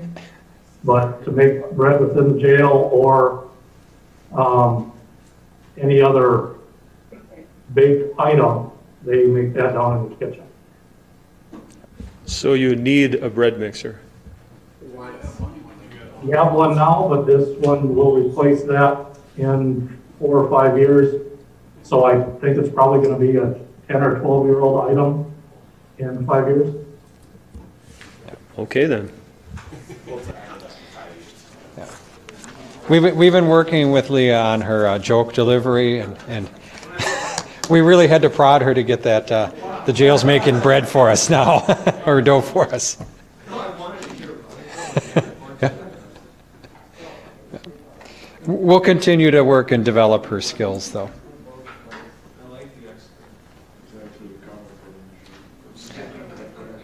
Yeah. All right, so emergency communications is the next section that we're going to look at. So project 25 is $65,000 out in the year 2023. It's an audio log recorder system. It's basically a recorder for calls that come into the call center. It's on a annual, or not an annual, but on a replacement cycle. I think we've seen this one in previous KIPs prior. Is there a question, Supervisor Hall? No. You're muted, Supervisor. No, sorry, I was trying to rearrange my granddaughter on my lap. All right, very good. All right. So audio log recorder, how does everyone feel about that? All right, so that was a unanimous vote. Okay, so the next project is coming up in 2021. It's $500,000. This is the Emergency Communications Command Vehicle. This has been on our list for probably 7 or 8 years now. It has been continually pushed back. So it is up, though, finally, in the next year's funding cycle. And so questions on the emergency command vehicle. Supervisor Burning. Was coming. You knew that was coming. So once again, $500,000 with all the other, there's a couple of other $500,000 or more. Not knowing what's going to happen, is this something that we can explore if the sheriff's office one more year, maybe? I know that's what we've been hearing, but just because of what's going on right now, or issuing debt service so that our cash can be used again to help alleviate immediate potential pressure on our residents. So, Sheriff, Terry? Mr. Anderson? This original request, I think, started in probably 2016, as some of the age began on the 1999 Winnebago with rust and some other replacement and repair issues. Its time has, it's getting to be a weathered vehicle.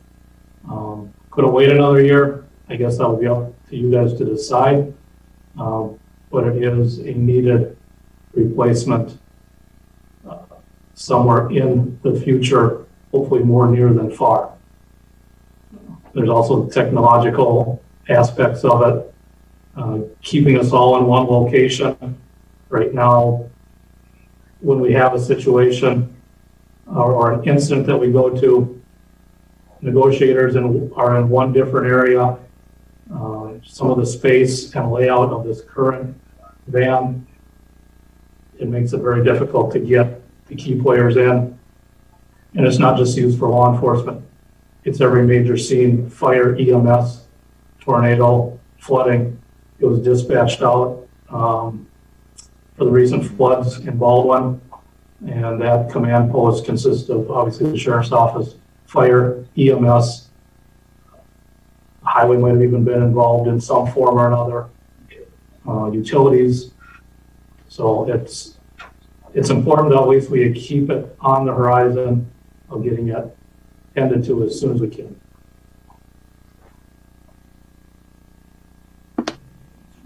Supervisor Osterhoff. I heard it year after year after year, and I'm at the point we need it now. And it's like, if it's not working, if something's happening and someone dies, is it worth not paying for it? I mean, I think it's used in emergencies. And there's nothing that can make up in an emergency for something that doesn't work. And we have procrastinated about this for year after year. And yeah, we have new board members every other year, and then it just gets procrastinated because they're new and they don't understand the importance. And this is my 4th term, and I don't think I was gung-ho for this the first time it came up, but now I think it's extremely important for this to be taken care of ASAP. Supervisor Hanson. What she said, the old one's pretty rough, and I think they may be running out of duct tape. We've been putting this off, and we put it off. The justification, I think 2 years ago, was because they wanted to buy a boat, and they got a pretty good boat, and it has helped a great deal. But God forbid we have a school shooting or something, and we have a failure of communications, because the old one, they're just patching it together. And my question is, Sheriff, do you think, your line item 2 years ago was $500,000. Do you think you can buy a new one for $500,000? We did some pre-RFPs last year. It was in that area. We still think we can work something through that that will fit what we're looking for. So I'm comfortable with that amount. Sheriff, does that cost include the build out and the IT infrastructure, everything that's going to go in it? I'll throw it to Terry. We talked about this earlier. Yes, the dollar amount does include that. Over the last year, we've strategically purchased some equipment for the communications network in that vehicle that can be pulled out of that vehicle and repurposed in the new vehicle, taking care of that aspect. So we've been trying to prepare for the new vehicle and bring everything that we can from the current vehicle into the new vehicle. Okay, thanks. I just have one more quirky analogy. Would you want a 20-year-old fire engine fighting the fire at your house? I would not. I would want one that has the most technological and most efficient whatever it needs to take care of it. Supervisor Long? I'm not going to argue against the vehicle because I think at some point we're going to need it. However, again, looking at the uncertainty of the economic situation in 2021, you know, I reluctantly think that it's probably a good idea. This is one item that I think that we could reasonably put off for another year. Supervisor Ard. I'm going to say uncertainty is the question of the day, but when we are looking at emergency services and response, think back to the rioting in Minneapolis.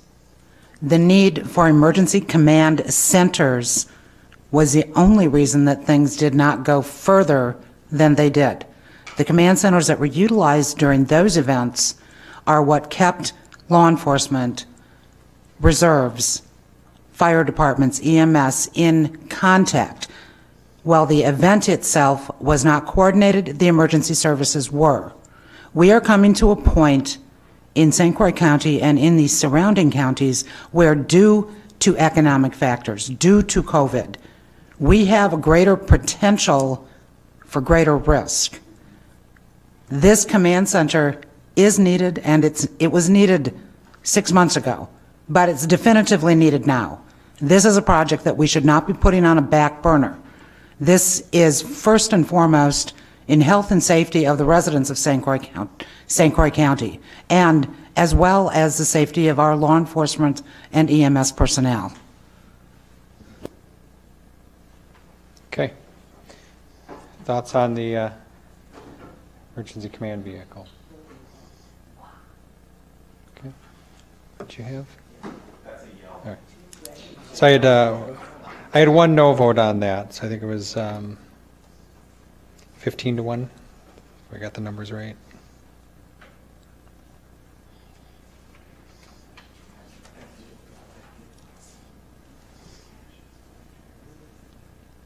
Right.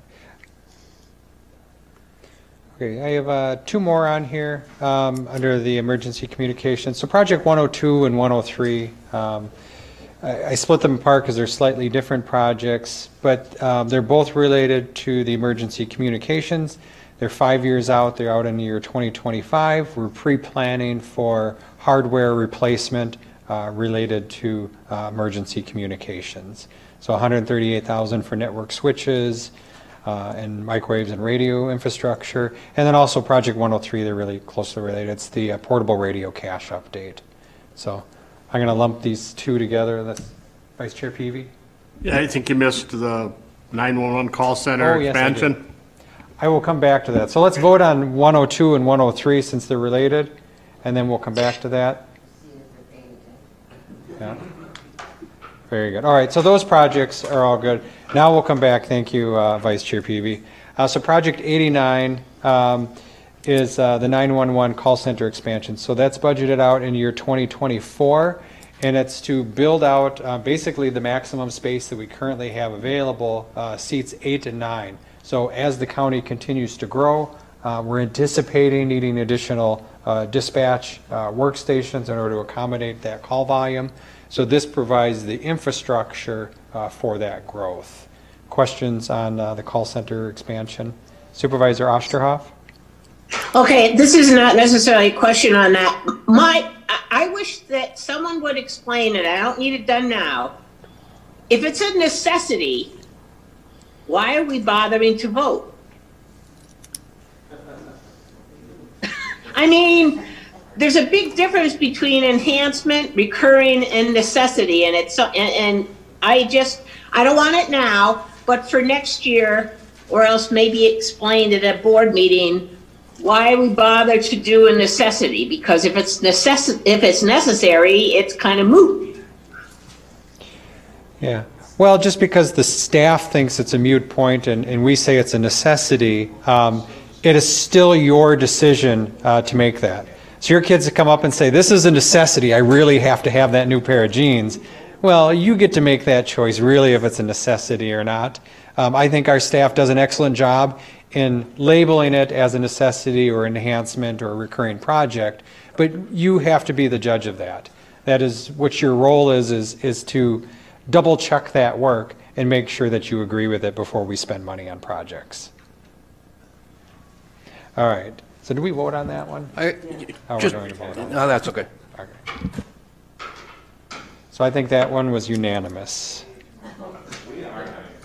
Okay, I'm going to turn it back over to Leah for the next couple of projects.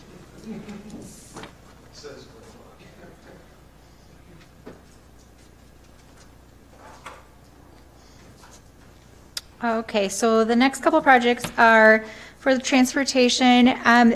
The first one, project number 3, is for reoccurring vehicle replacements for the ADRC sites. They are switching off between purchasing vans and buses, and this is on a 5-year rotation for them. Are there any questions on the vehicles? Okay, we can go ahead and vote. Yes. Okay, I have all. That is unanimous. And then the final one for me is project number 4, and this is for the replacement of the fleet vehicles. This is also on a 5-year rotation for all the vehicles for the county's use. Yes, Supervisor Long? Can you give us an idea of the usage of the fleet vehicles? Do they get used extensively, or now and then, or somewhere in between? We'll call Jim to the rescue.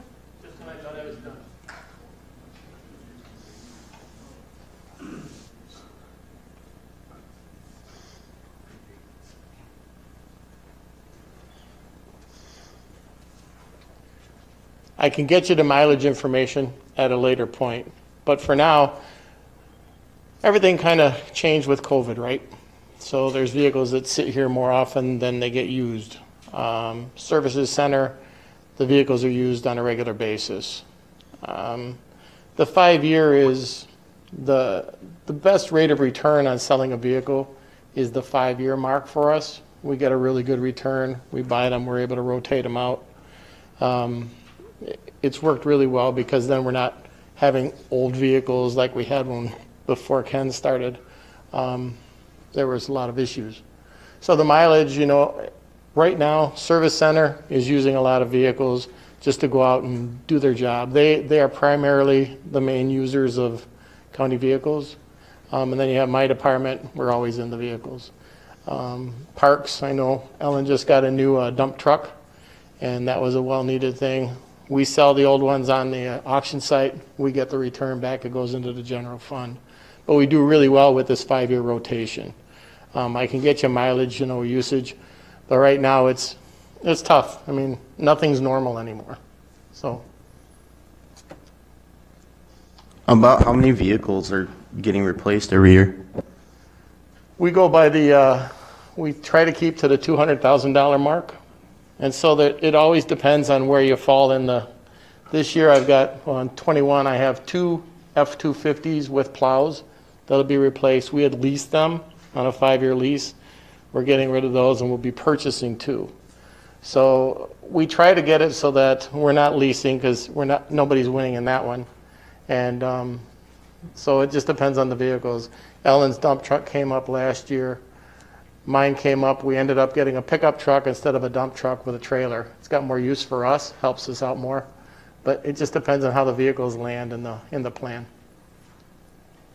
How are you liking the electric vehicle? Or how many do you have? Oh, thanks, Dan. In the packet, Jim, if you refer to the packet, there's a full list of all the vehicles and the year they're being replaced. Oh, there you go, page 68. Is that 168? Yeah, 168. Oh, that's not it.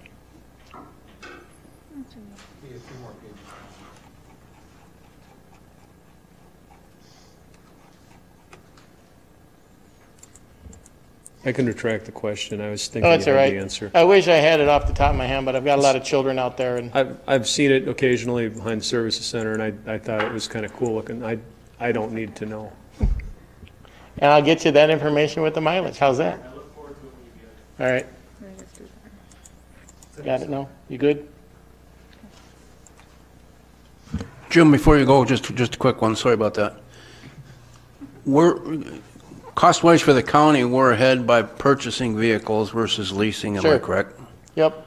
The leasing fees, you know, when you pay them to do the maintenance, you pay extra for all of this stuff. It's a lot easier for us to do the turnaround. And then the county benefits, because when we sell, we're getting really good dollars for the vehicles because they're not all beat up, so. And there's been just a couple, 2-3 years since we went from leasing to purchasing, right? Yeah, I think it's 4 years. Okay. Hi, Judy. I just got, it's me. You might have misspoke, but you said the money goes in the general fund. Shouldn't it go back into the KIP? Oh, I wish that would, oh, it does go in the KIP. There you go. Okay, that's what I just wanted clarified.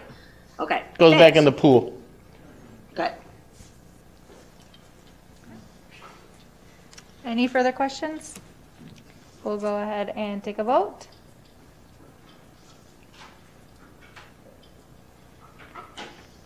Okay, that is unanimous. And then I will turn it back over to Ken.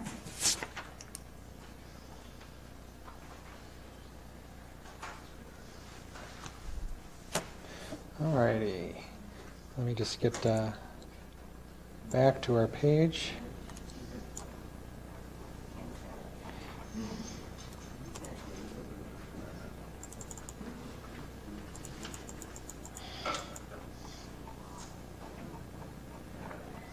All right, so one more department to get through.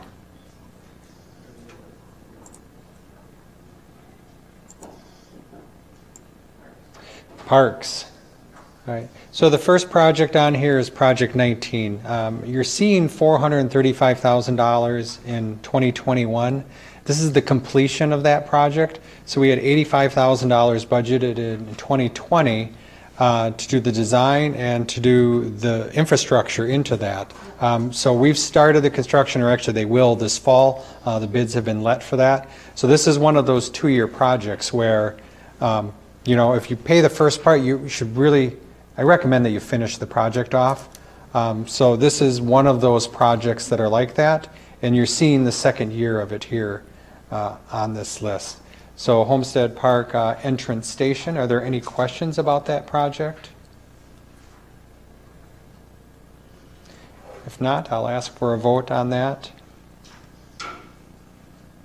Okay. I had 13-2 on that.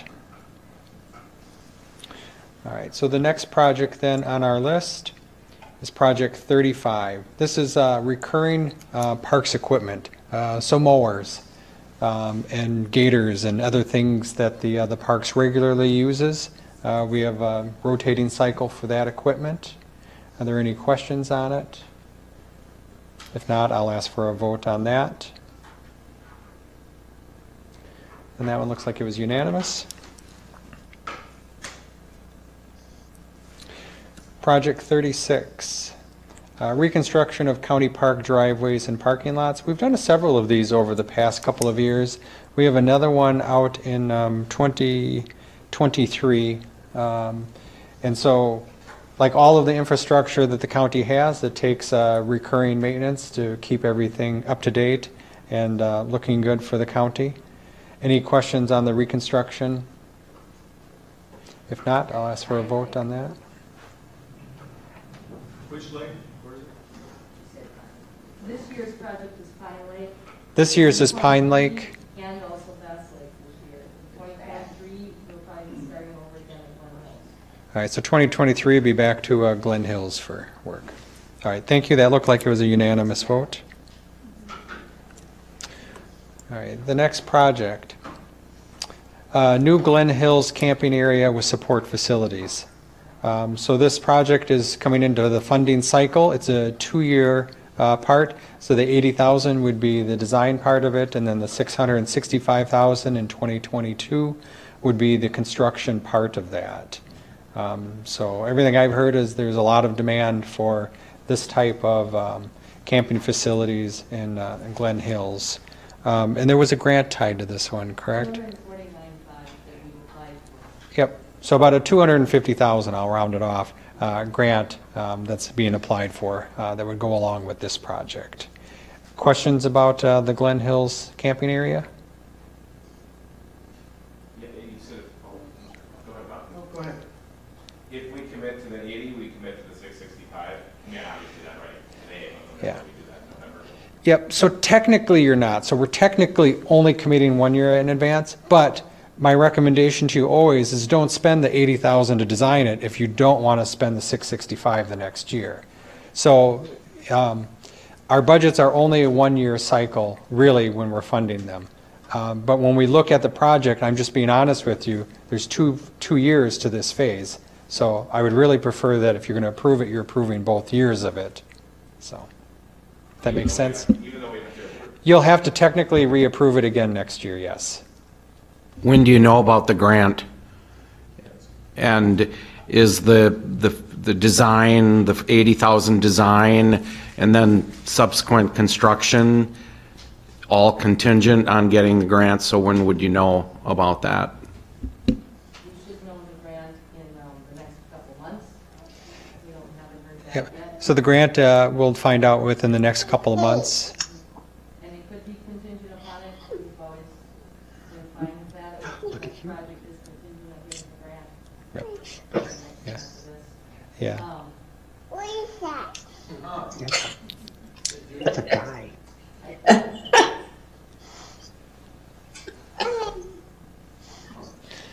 I think Judy has a question. I just thought, if we don't get the grant, is the project going to be done anyways, or is this dependent on the grant? That's the question. That it was written, and I believe when I submitted it, it was dependent on the grant. Yep. Contingent on the grant. Supervisor Long. So even with the grant, we're still committing to $500,000 for this project. And again, I'll come back to, I'm not saying it's good or bad, I'm just saying the timing isn't really good. And I would really prefer to delay this kind of a project. Again, going into 2021 and the uncertainty, we can always come back and reconsider it next year. But I'm a little concerned about the timing. Supervisor Anderson? Correct me if my memory is mistaken, but the grant, if we're approved for it, we have 2 years to use it, right? Correct. Okay, so we could, approve it for now, review it again in November, and then come back and approve the start of it the next year and still have the grant money. Right, yeah, okay. Supervisor Ard? So in other words, our approval will be contingent on receiving the grant funding for this project. Yeah, because you're not funding all of it. I'm showing you the whole expense side here. Further down in the summaries, we have revenue side. So if I miss a revenue side, we don't do the expense side because I can't finish the project. You haven't authorized me enough expenses then to actually cover it. Supervisor Hanson? Our parks have been doing very, very, very well. Over the last 5-6 years, every single year, we have a very strong increase in attendance. And that's really attributable to the fact that our parks have been improving in amenities and in the overall appearance and the upkeep of the parks. This is really an extension, just a continuation of that process. And our staff is the reason that our parks are so very, very welcoming, very, very successful. But the staff is part of the program. The facility itself has to continue to improve in order for us to continue to have growth and growing success of the parks. So we need to make an investment, and it's putting our best foot forward. It's community hosting. We need to welcome people here to get people to spend money. It's economic development. It's an investment in our community. So I think we should go ahead and spend the money because it brings people in and gets them to spread across the county. Getting people to Glenwood is a very good thing to do because otherwise we're just going to be concentrating the wealth in the west side of the county. Supervisor Hall? I'd second what Supervisor Hanson said there. I do think that when we discussed this originally, one of the benefits of this is going to be jobs and economic influx coming into the eastern part of the county. Also, I think with COVID, we're seeing that a lot more of our residents are making use of our park system. It's a healthy alternative for people to be able to gather, we still have some social distance. And so I think, while it is a significant piece of money, I mean, we've also approved other similar amounts for other COVID-related items. I guess I'm slotting this under that same umbrella as being a public good and an investment in the health and welfare of our citizens and the economic vitality of the eastern part of the county. Supervisor Osterhoff, did you have a follow-up? Nope, I would agree with the last two speakers. They said exactly what I was going to say. Okay. Supervisor Burning? Do we have any data showing the economic impact of the parks?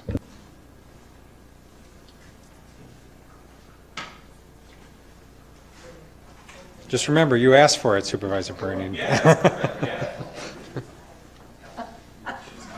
Thanks a lot. Appreciate that. She's got the data. I can't speak directly always to one thing, but I can tell you a few numbers that might help you understand how important the parks are. We did a check today, yesterday and today, to see where we're at. People are using our parks. Attendance is way up. We are already at this point in the year $93,000 over last year's revenue. And a huge part of that, at least 50%, is from attendance alone. And campers, actually more than 50%, almost all of it, is just from people coming to our parks because they're so needed in 2020.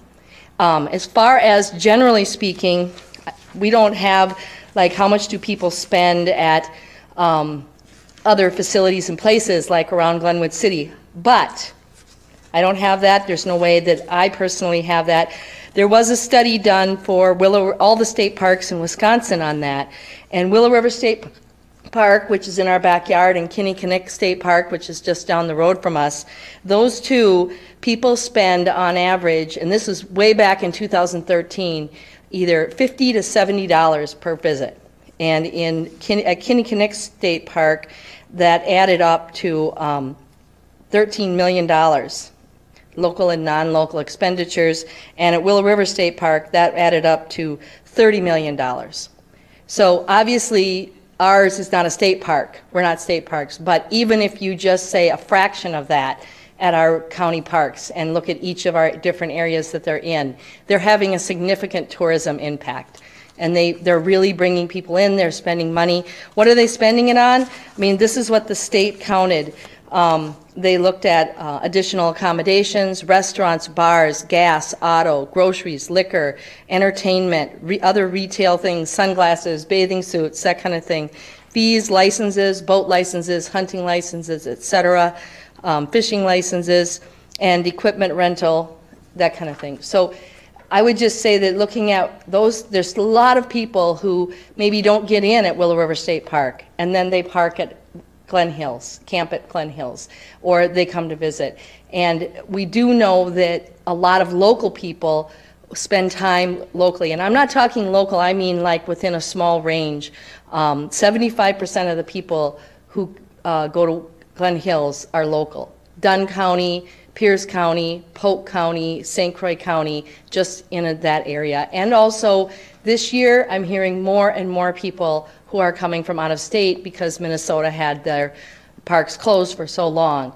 So we've been discovered, and a lot of people are coming back. Another perspective, our new park on the St. Croix, Eckerd Blufflands, we put it out on Facebook. We have so far gotten 68,000 hits. People are fabulously excited about that new park. 68,000. It's just unbelievable. So parks are needed in St. Croix County. People are using them, people want them, and people are loving them. Can I follow? Thank you for that data. That helps. Mm-hmm. So my family and I love our county parks. We are annual pass holders, and we frequent them. My big concern, and I think I'm creating my own echo chamber here, is just once again, we have this big outlay of cash potentially within the next 24 months. I just want to make sure that if we're going to spend the 80, we're committed to spending the 665, that we as a body understand that if we do that 80 and that 665 comes and the bottom has fallen out, then we have to eat the 80. Right. I mean, I'm excited, but, you know, I just want all that data, so thank you. You're very welcome. Is there any other questions I can answer before I sit down? Okay. Get out of Ken's. I just want to clarify that we're not spending the 660, we're only spending 400 because we have a grant for 250 or something like that, correct? Correct. Okay. All right, so project 70. Again, but if we have 665 on here and we approve 665, we're still grabbing 665, right? Nope, so we do net it off of the Okay, the grant amount. okay, all right. Yep. Yeah. Yes. Okay, thank you. Okay, so project 74, new camping, Glen Hills camping area with support facilities.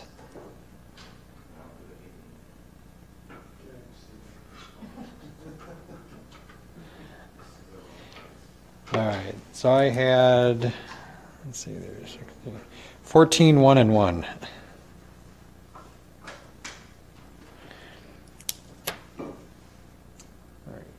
The next project I have on the list, project 75. It's 660,000. It's the bike ped plan. It's the St. Croix River Loop Trail to the Willow River State Park connection. It's 660,000, and there's a grant attached to this one too. 80,000 for 500 and I'll round it off $30,000. So the county's cost would be 130,000. Okay, so the total project is a $660,000 project. After the grant, it'd be about 130,000 of our cash that we're using. So there's a substantial grant that's attached to this project.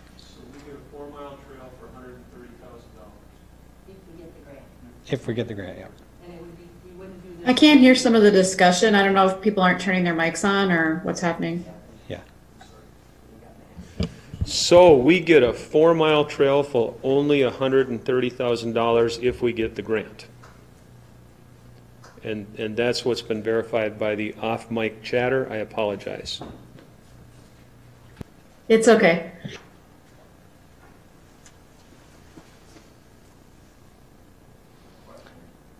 Supervisor Burning. Waiting until I was called upon. So have we looked at also maybe utilizing like St. Croix Trails locally here, which is a nonprofit for this, to help kick in some of the money and get a grant from them as well? And I mean, because I just bought a bike and I haven't biked in years, and this would be cool, but I'd like to see a lot of, you know, see if we can infuse it with some of the local groups that have money or have raised money to see if that's possible. Do you mean River Valley Trails out of Troy, or do you mean the Bike Pedestrian Coalition? I guess I don't know St. Croix Valley Trails specifically, unless that's in Minnesota. I might be misnaming. There's someone that I've donated money to because I like to ride, bike, and walk. Okay. Because I hate running. Okay. We've been in regular contact regarding these projects with the bike clubs in the county. And to my knowledge, they haven't done fundraising, but if there's a group, we would absolutely love to ask them to contribute. And that's possible? Yeah, why not? Okay, all right, cool. I'm going to help try to steer that so we don't have to spend $130,000. And I would add that, as has been explained to me, because this is we've not built a trail before, but this would take probably 4 years from beginning to completion once we got that grant, at least 2 to 3. And so that 130 would be spread over that 2 to 3 years. Actually, how much it would come out of KIP. So we encumber those funds though, so we lock that 130 down in the first year then and hold it for that project. Yep. Supervisor Long. Who's liable for maintenance and what's the cost? we would be liable for maintenance. However, this would be an off-road trail, and it would be along State Highway 35. And so there would be pretty minimal maintenance. We already have to invest in the equipment that might be used for maintenance on the loop trail. So in terms of brushing equipment, we already have the money from Wisconsin DOT to invest in that equipment this year, and then we'd have that for any future trails. So that initially. Staff time it would definitely take staff time, and we definitely have brought that up in the past, that as we have added Orr Family Overlook, the St. Croix River Crossing Loop Trail, just those two projects alone, and then eventually Eckert Blufflands, we're already needing another staff person eventually. Supervisor Burning. One more question on that. So is there a way to also work with these bike clubs throughout the county to help keep that trail maintained instead of using our labor force to do that? Because I think that would be a condition that I think we should build into this. Just my 2 cents, even though I love the idea. I think it's being good steward. Supervisor Hanson. It's a great idea, but we can't count on that. We can't make a contract with them because a promise isn't forever. You know, not to be flip, honestly, but we can't write that into, you know.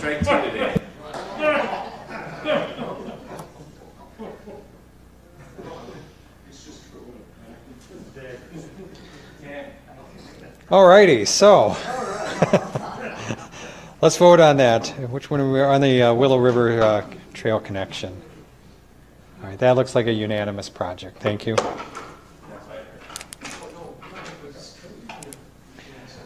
All right. Yeah. So the next project on the list, Project 76, is Glen Hills Camping Cabins. So the history on this, it's not until 2023 and 24, but we did build one cabin 2 years ago. They started construction of it. We have another one in the 2020 budget that's under construction. And so this would be, those were sort of like the pilot programs for that. I've been hearing good things about it. It's booked pretty steadily. So this would be the big expansion then of that camping cabin concept in 2023 and 24. Questions on that? Yes, I just want to make a comment. I've said it in the past for several years. We can't build enough of them. If you look at private, what they've done with them, and they've got them all over, and they get rented out, and they more than pay for themselves. When private ones have up to 25 in their campgrounds, you know there's money. Yeah, maybe this is one of the projects you want to move up on the list then. I would like to see it bumped up, but that's... Excuse me. If we don't get that grant, how about we do that? We can always bring that back as a budget amendment. It's true. If you go down to, what is it called, General Sam's, and you see how many do they have now? It's like endless. There's like a quarter mile of them lined up down there by the river. Probably too close to the river. I don't know if I want to start something with that, but there's just a gazillion of them, and they're always full. And they're just little shacks. I don't get it. But I tried to rent one when I went to Yellowstone last year.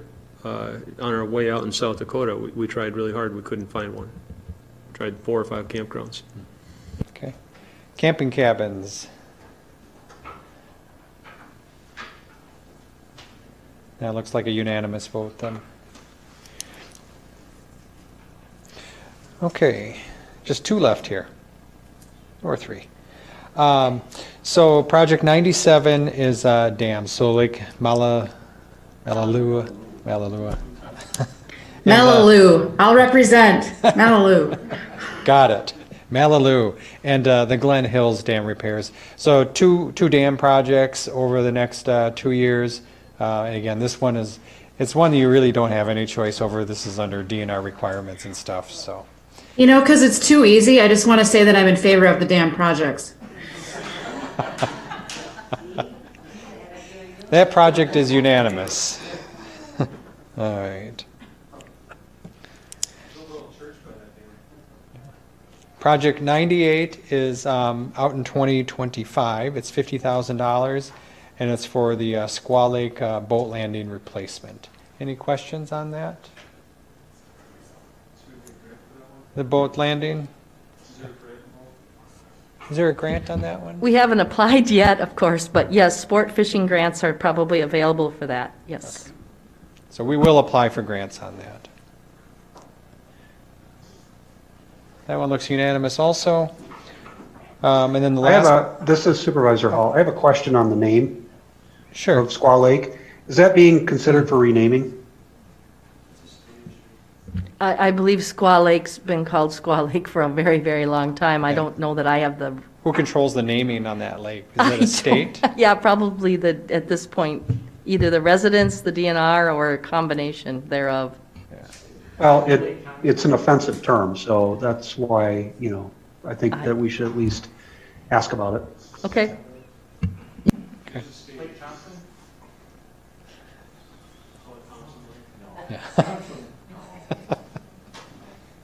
All righty, and the last project I have on the list here, out in 2025 is $500,000 for the Glen Hills Campground entrance, restroom, and shower facilities. And we would be applying for a grant on this one also? Yes. Yep, we'd be eligible for 50% on that. Yep. Yep, Glen Hills project. For now, it looks like it'd be unanimous approval for that project. All right, so that wraps up the projects that I have. I just wanted to point out the end piece here. This end piece is how we look at the funding. So there is $3,887,000 worth of projects on the list. We have funding sources coming in, like you can see the $250,000 for the Lodox machine. So when we approve an expense and we contingent it on the revenue side here, we don't do the project unless those grants come in. So we would be looking at utilizing $3,042,000 of fund balance. And I said at the beginning, we have almost $3.5 million. So we have enough fund balance for 2021. I don't have any problems right now. Future years, when I project out the 5 years on this, we do run into cash flow issues. So right now, though, 2021 is a really easy year for you because we have fund balance to cover these projects. So are there any questions about the methodology of how we look at this and what it is that we're asking you to approve? Supervisor Long? Yeah, if we're going to run into trouble in 2022, shouldn't we really be considering maybe backing off on some things in 2021 to give us a little more flexibility in 2022? I'm not quite sure. It's easy to go through project by project because they all make a lot of sense to a certain degree. But overall, when you look at it, it just makes me a little nervous. And when we get to 2022, and maybe we might reconsider backing off a little bit. Mm-hmm. Yep, and I try to explain it as best I can, lay out all of the information that you have available in front of you here and give you those options to make those choices. But that's the exact question I'm asking you is, these are the projects that you want to move forward and do. Because as soon as I tell the department heads it's approved, they start spending money. They are very, very good at their job. Well, maybe another way to look at it is if you start at the top with the overall numbers and then back off as to what we might be more comfortable with that gives us more flexibility for 2022, and then take that number and go back and reassess some of the projects to see what we might be able to hold off on. Mm-hmm. So it's coming at it from a totally different direction. Right. Yeah. In 2022's projects, there's two components to that. One is if you took the government center storage building off of there, because that's $3.6 million. If it wasn't for that project, we would probably have enough cash to get through 2022 also. So it's that one project, and it's the $3.5 million project, but it's that one project that pushes us over being able to cash flow it. So I'm still good through 2022 with the cycle that we have. So whenever we get to the point where we're going to need to borrow money, that takes a supermajority vote of the board. And so that's where we want to start making sure that we have very good consensus on moving these projects forward. I don't know if that totally addressed your question, but Supervisor Hanson? Well, I'm wondering And kind of, I think I'm thinking like Bob is, can we talk about that storage building for the sheriff's department at the county board and put it to a vote, a real vote? Because it was very, very close here. Yes, it was. Maybe we should run it through the admin committee and bring it back to the county board for a real vote, because if we could separate it from everything else here, I'm comfortable with everything we did here, except that. Yep. And that's actually the exact next steps that this does follow. So this will be on the admin committee. Is there a question? Would that be properly more put in the public protection committee to weigh in on? Yeah, I mean, they certainly can weigh in on that. Did not hear the question at all. Sorry, Judy, I suggested that maybe that should be directed to the Public Protection Committee for evaluation. Yep. Let me finish up with Supervisor Hanson's question. So we will have a resolution on the admin committee agenda, as long as the chairman approves the agenda, for next week. And the resolution will list this 5-year plan with any changes that we're making to it, which I don't think there actually will be. That project was the one that had the closest vote on it, though. And then that will be recommended to the county board. So absolutely, that can be amended at the county board, or it could be amended at the committee level to change or move that project. But yes, there is a vote coming up on this by the county board. Supervisor Burning, did you still have a question? No. Okay, thank you. Are there any other questions about the KIP or the KIP process and where we go from here? All right, I will turn it back over to Vice Chair Peavy. Thank you, everyone, for your input today. Thank you, Ken. Thank you, everybody, for your input. Oh, side talk here. Request for future agenda items for the Committee of the Whole. And Pat, Ken, I guess, is the question. Probably the next one would be the Budget Committee, the whole meeting on the budget, I would assume, in October. Okay. I don't, Supervisor. Last year, we had a strategic planning meeting of the Committee of the Whole, as I recall. Do we have a strategic planning meeting scheduled in the near term?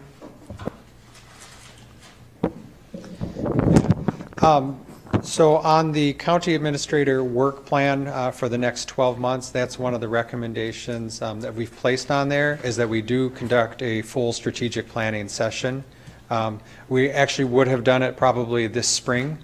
Had it not been for the COVID impact. We actually had the proposals all in my office sitting there waiting, but as soon as COVID hit and we weren't all together anymore, we put that on hold. But absolutely, we do need to redo that. It's not going to happen before this budget gets finalized.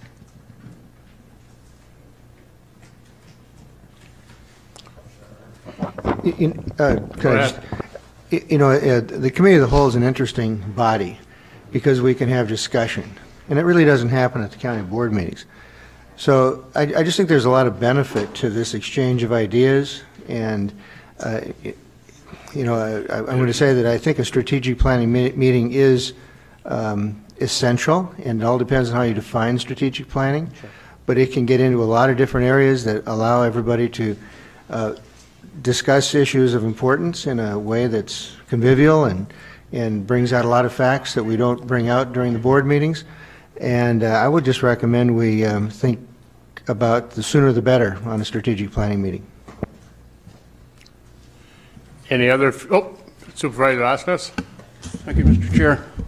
And begging your pardon and the county supervisor's pardon, Pat, one of the things that we, over the theory, that's all, folks. Over the years, we found out there was a particular animal that you grew to love. And a number of years ago at a annual meeting, there was a 7-foot giraffe that was left over from a meeting, and Jim and I got together, and Jim took the neck off the 7-foot giraffe, and it took us about a half hour to get the bottom half and the legs into my vehicle. But we were thinking about you the whole time.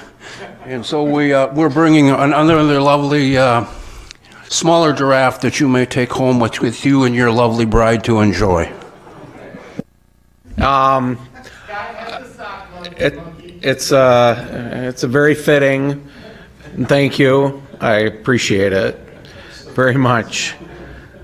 Yep. So this will be my last meeting with the board, and it's been a good experience.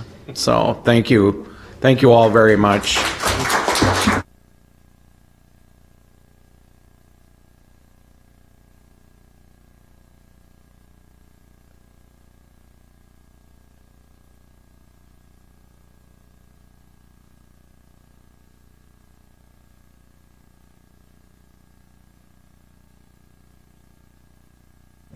All right. Any other future agenda items? Announcements of correspondence? Cindy, anybody? No announcements of correspondence? I will rule us adjourned, and the next meeting will be in October for the budget. Thank you, everybody.